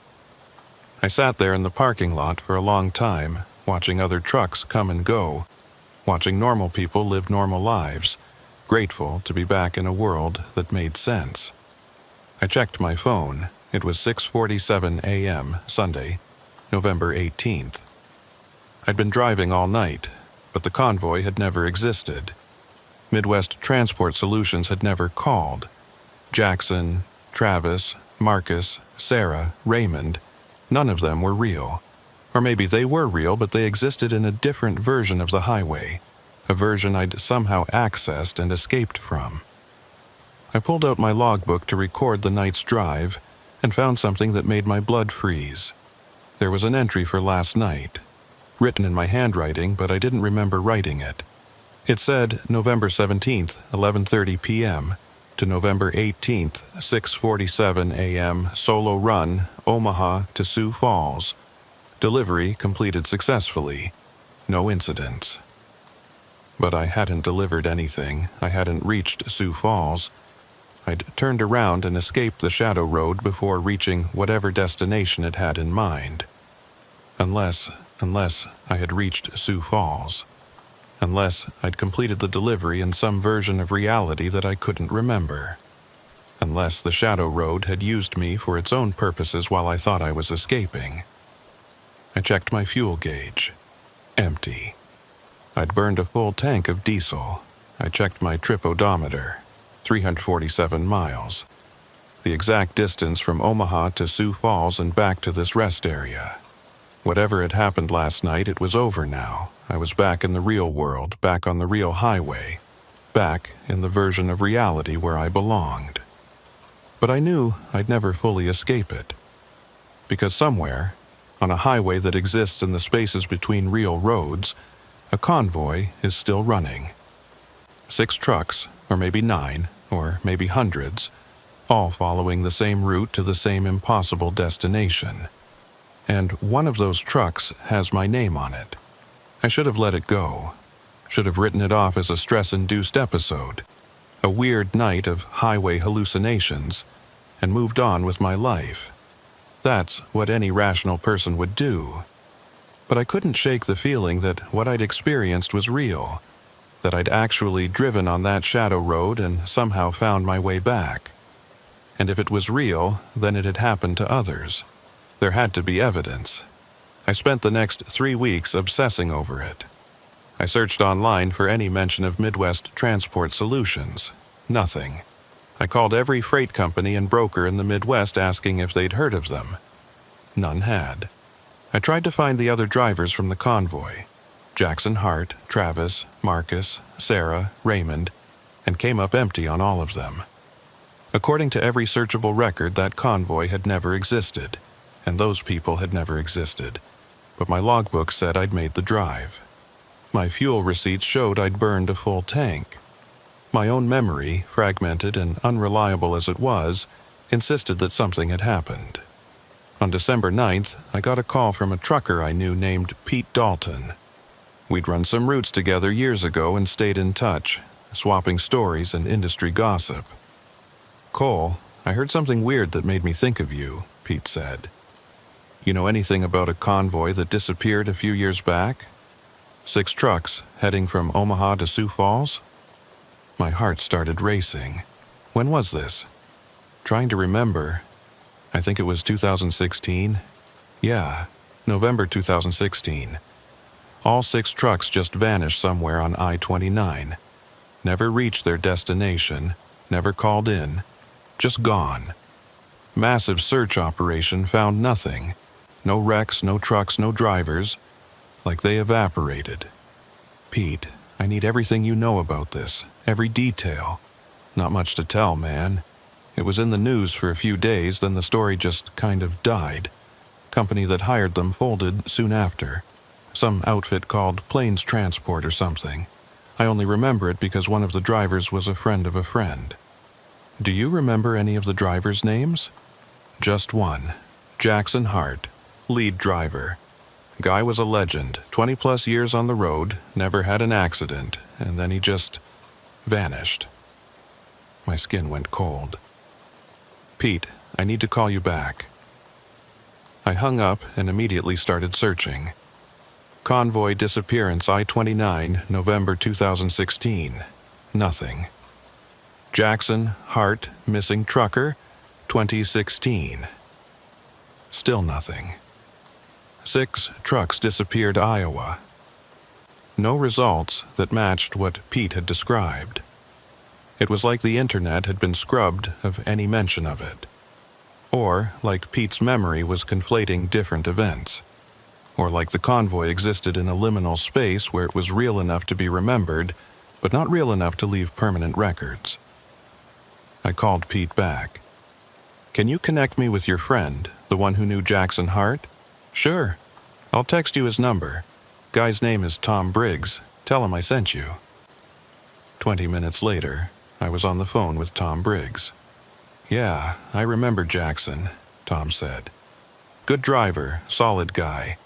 We ran some routes together back in the day. Pete said he disappeared in 2016. That's right, November. He took a convoy job, some overnight run, and never came back. Police investigated, but they never found anything. It was like he drove off the edge of the world. Tom, this is going to sound crazy, but do you remember what company hired him for that run? Some small outfit. Transport Solutions, I think. Or Midwest Transport, something like that. Why? My pulse was hammering. Because I think I drove the same route. Same company, same convoy, last month. There was a long silence on the other end of the line. Then, Cole, if you're messing with me, I'm not. I swear I'm not. I got a call from a dispatcher named Sandra, offering me a convoy run from Omaha to Sioux Falls. 6 trucks, leaving at midnight. And when I showed up, Jackson Hart was the lead driver. That's impossible. Jackson's been missing for 2 years. I know, but I met him. I shook his hand. He briefed us on the route. Another long silence. Cole, I don't know what you experienced, but Jackson Hart is gone. If you saw someone claiming to be him, it was someone else. Maybe someone playing a sick joke, or it wasn't a joke. And it wasn't just Jackson. The whole convoy was wrong. We drove through towns that don't exist, past mile markers that repeated, into a night that never ended. I barely made it back, Tom, and I need to know if anyone else has experienced this. Look, I want to help you, but I don't know what to tell you. Jackson's disappearance was investigated thoroughly. They found his truck abandoned at a rest area in Iowa, engine running, door open, no sign of him. That's all anyone knows. Which rest area? I don't remember, but I have some of the old news clippings saved. I'll email them to you. The email arrived an hour later. 3 newspaper articles from various Iowa and Nebraska papers, all from November 2016. They described the disappearance of 6 commercial trucks and their drivers, last seen departing Omaha on the night of November 17th. November 17th, the exact same date I'd driven the convoy. 2 years apart, but the same date. The articles mentioned the lead driver by name, Jackson Hart, age 47, from Lincoln, Nebraska. There was a photo, the same man I'd met and shaken hands with at that industrial park. The other drivers weren't named in the articles, but one mentioned 5 additional experienced drivers, all with clean safety records. I kept digging. I spent hours searching through archived news sites, trucking forums, missing persons databases, and slowly, piece by piece, I started finding references to other disappearances. November 17, 2014. 4 trucks vanished on a convoy run from Omaha to Sioux Falls. November 17, 2012. 6 trucks disappeared, same route. November 17, 2010. 5 trucks never seen again. The pattern went back decades. Every 2 years, on November 17th, a convoy would depart Omaha heading north, and some or all of the trucks would vanish without a trace. And in every case, the company that hired them couldn't be verified afterward. Midwest Transport Solutions, Plains Transport Company, Heartland Freight Services. All ghost companies that existed just long enough to make the calls, hire the drivers, and disappear. I created a spreadsheet documenting every disappearance I could find. 27 convoys over 54 years, all following the same pattern. The earliest mention I found was from 1964, a newspaper clipping describing 6 freight haulers who vanished on Highway 29 under mysterious circumstances. Whatever the Shadow Road was, it had been claiming drivers for over half a century. On December 15th, I made a decision that probably crossed the line from research into obsession. I drove back to Omaha, to that industrial park where I'd met the convoy. It was early afternoon, cold and overcast. The facility was operational, trucks coming and going, warehouse workers loading and unloading freight. I pulled into the parking area where we'd staged that night and got out. Everything looked normal, regular industrial operations, nothing sinister or strange. But I walked to the exact spot where I'd parked my truck that night, and I noticed something odd. The pavement was darker there. Not just dirty, actually darker like it was made of different material. And when I knelt down and touched it, the asphalt felt wrong, colder than it should be, and slightly soft, like it hadn't fully solidified. "Can I help you?" I turned to find a security guard approaching, hand near his radio. "Sorry, I used to work a run out of this facility. Just checking on something. You need to leave if you don't have current business here." "Right, yeah, I'm going." As I walked back to my truck, I glanced over my shoulder. The dark patch of pavement was gone. Just normal asphalt, indistinguishable from the rest of the lot.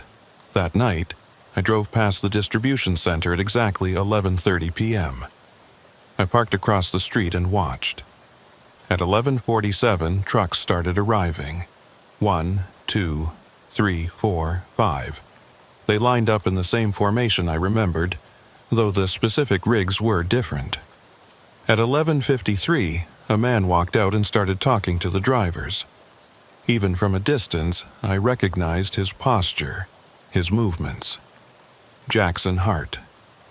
I grabbed my phone and zoomed in, snapping photos as quickly as I could. But when I looked at the images, they were distorted, blurred, and pixelated, like the camera couldn't quite focus on what it was seeing. At 11:59, a 6th truck arrived and pulled into position. At exactly midnight, the convoy rolled out, heading toward the interstate. I followed them, kept my distance, stayed several car lengths back, watched as they merged onto I-29 North and headed into the darkness. At 12:17, they passed mile marker 92. I noted the time and location carefully. At 12:23, they passed mile marker 97. At 12:30, I heard Jackson's voice on the CB calling for a check-in. 6 trucks responded, their voices crackling through the static. And then a 7th voice, faint, distorted, but definitely there. 7, maintaining position. They had a new recruit. Some driver who'd answered the wrong phone call, accepted the wrong dispatch, and was now heading down the Shadow Road toward a destination he'd never reach. I wanted to warn him, wanted to call out on the CB and tell him to turn around, to get out while he still could. But I knew it wouldn't matter. Once you joined the convoy, once you followed those taillights into the darkness, you were committed. The shadow road had you, and it didn't let go. At 12:47, something happened that I didn't expect. The convoy started to fade. Not all at once, but gradually, like they were driving into fog or smoke. Their lights got dimmer, their forms less distinct, until they were barely visible, even though they were less than a quarter mile ahead of me. By 1 o'clock, they were gone completely. The highway ahead was empty. I kept driving north, following the route, looking for any sign of where they'd gone. But there was nothing. Just normal I-29 in normal Iowa on a normal December night. At 1:17, I reached the spot where I'd seen Marcus's abandoned truck on my run. There was nothing there now. Just empty highway shoulder. At 1:28, I stopped at a rest area and pulled out my research, spreading the documents across my passenger seat. 27 convoys over 54 years. Hundreds of missing drivers. A pattern so clear and consistent that someone should have noticed, should have investigated, should have done something. But nobody had. Or if they had, their investigations went nowhere. Their reports were filed away, and the disappearances continued like clockwork every 2 years. I thought about Jackson Hart, driving the Shadow Road for 2 years now, or maybe longer in whatever strange time that place operated under. I thought about all the other drivers trapped in their eternal convoy, hauling cargo to destinations that didn't exist. And I thought about the fact that I'd escaped. I'd turned around, driven backward, rejected the pattern, and somehow made it back to the real world. Which meant escape was possible. Difficult, maybe. Requiring some specific action or realization. But possible. I needed to figure out how I'd done it. What exactly had broken the spell, had severed the Shadow Road's hold on me. Because if I could understand it, I could help others. I could warn the next driver who got that midnight phone call, could give them the information they needed to avoid the trap entirely. At 1:47, I saw headlights approaching from the north. A single truck driving south, moving fast. As it got closer, I recognized the rig. It was my truck. My exact truck, down to the scrape on the left fender and the faded company logo on the door. It passed me doing at least 80, and I caught a glimpse of the driver. It was me. My face, my jacket, my Cat Diesel cap. But the eyes were wrong. Too wide, too aware, too hungry. The truck disappeared into the darkness heading south, and I sat there in the rest area parking lot trying to process what I'd just seen.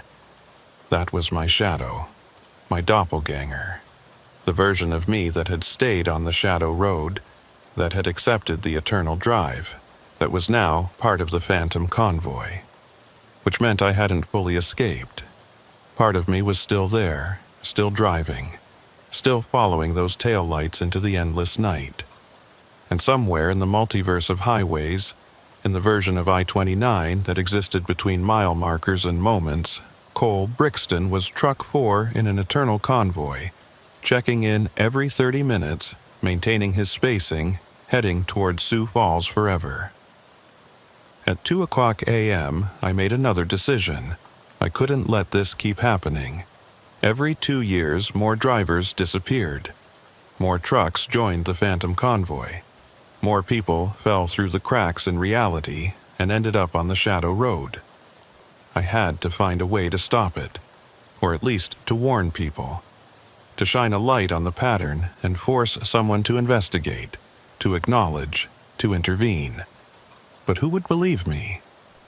I had photos that wouldn't develop properly, memories that couldn't be verified, a logbook entry that proved nothing except that I'd driven somewhere that night.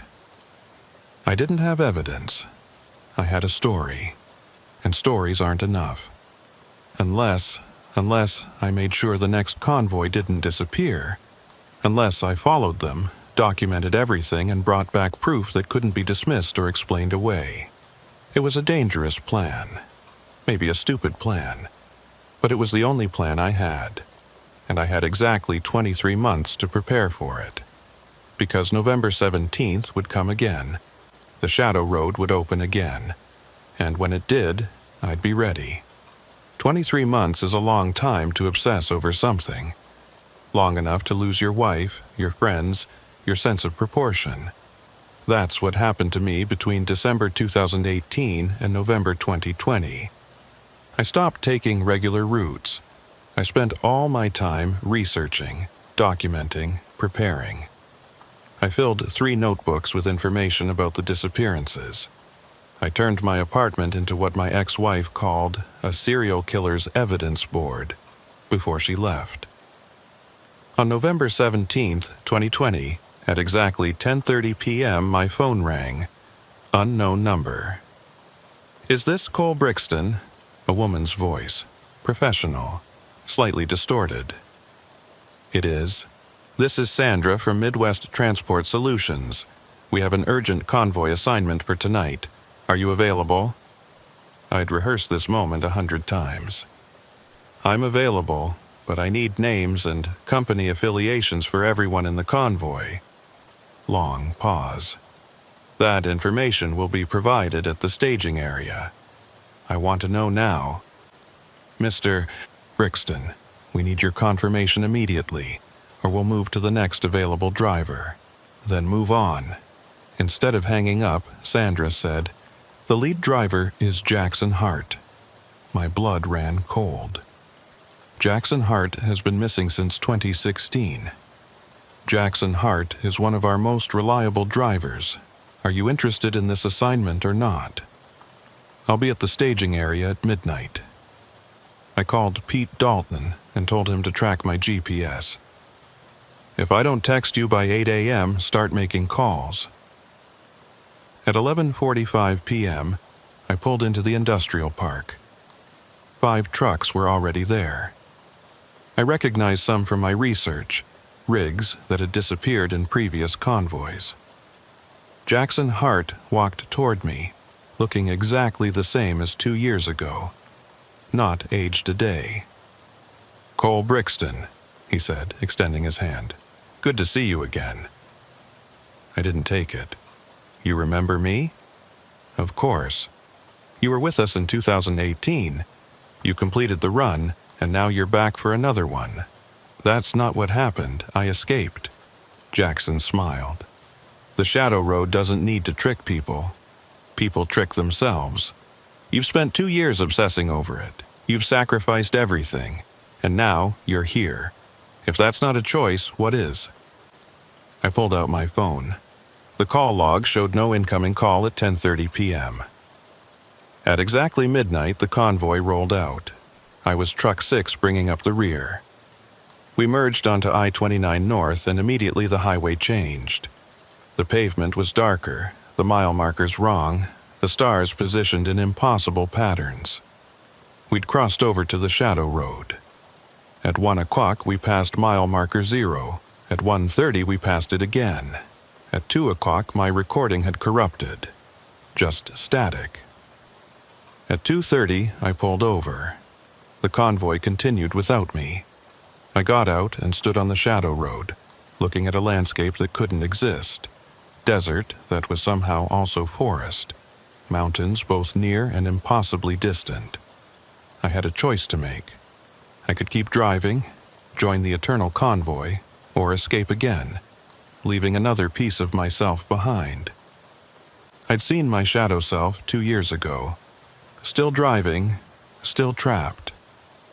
How many times could I fragment before nothing was left? At 3 o'clock a.m., I made my choice. I turned off my engine and started walking. Not forward or backward, but perpendicular to the highway, into the impossible landscape, leaving the road entirely. Behind me, I heard engines, dozens, maybe hundreds, trying to stop me. But I kept walking into the darkness beyond the margins.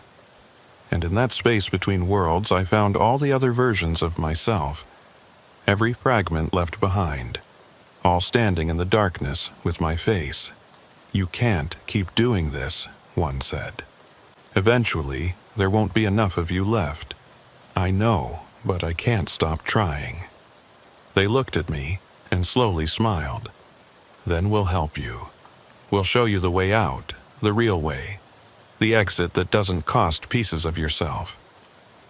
They formed a path leading toward a pinpoint of light in the distance.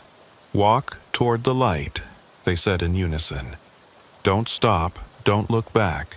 When you reach it, you'll be free. All of us will." I walked for hours, or minutes, or years. Time didn't work there.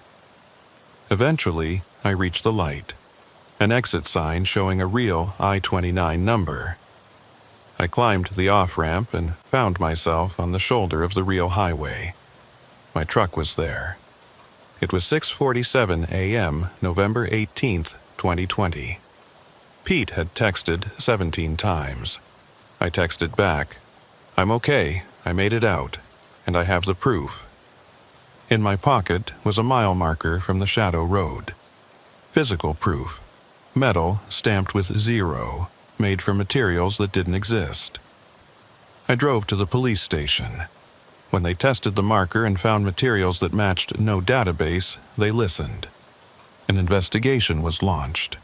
Federal involvement. They found enough evidence to confirm it. Drivers had been disappearing for over 50 years, always November 17th, always the same pattern. They posted warnings at every truck stop along I-29. It wasn't enough to close the Shadow Road, but it made it harder for new drivers to fall through. That was 3 years ago. I still drive, but not convoys. I stay away from I-29 on November 17th. So far, no new disappearances. Maybe the Shadow Road is dormant. Maybe waiting. Maybe it's just patient, knowing eventually someone will answer that phone call, accept the dispatch, show up for a convoy that doesn't exist. Someday, someone will say yes. Maybe even me again. Because part of me wonders if I really escaped at all, or if I just found a deeper layer of the trap.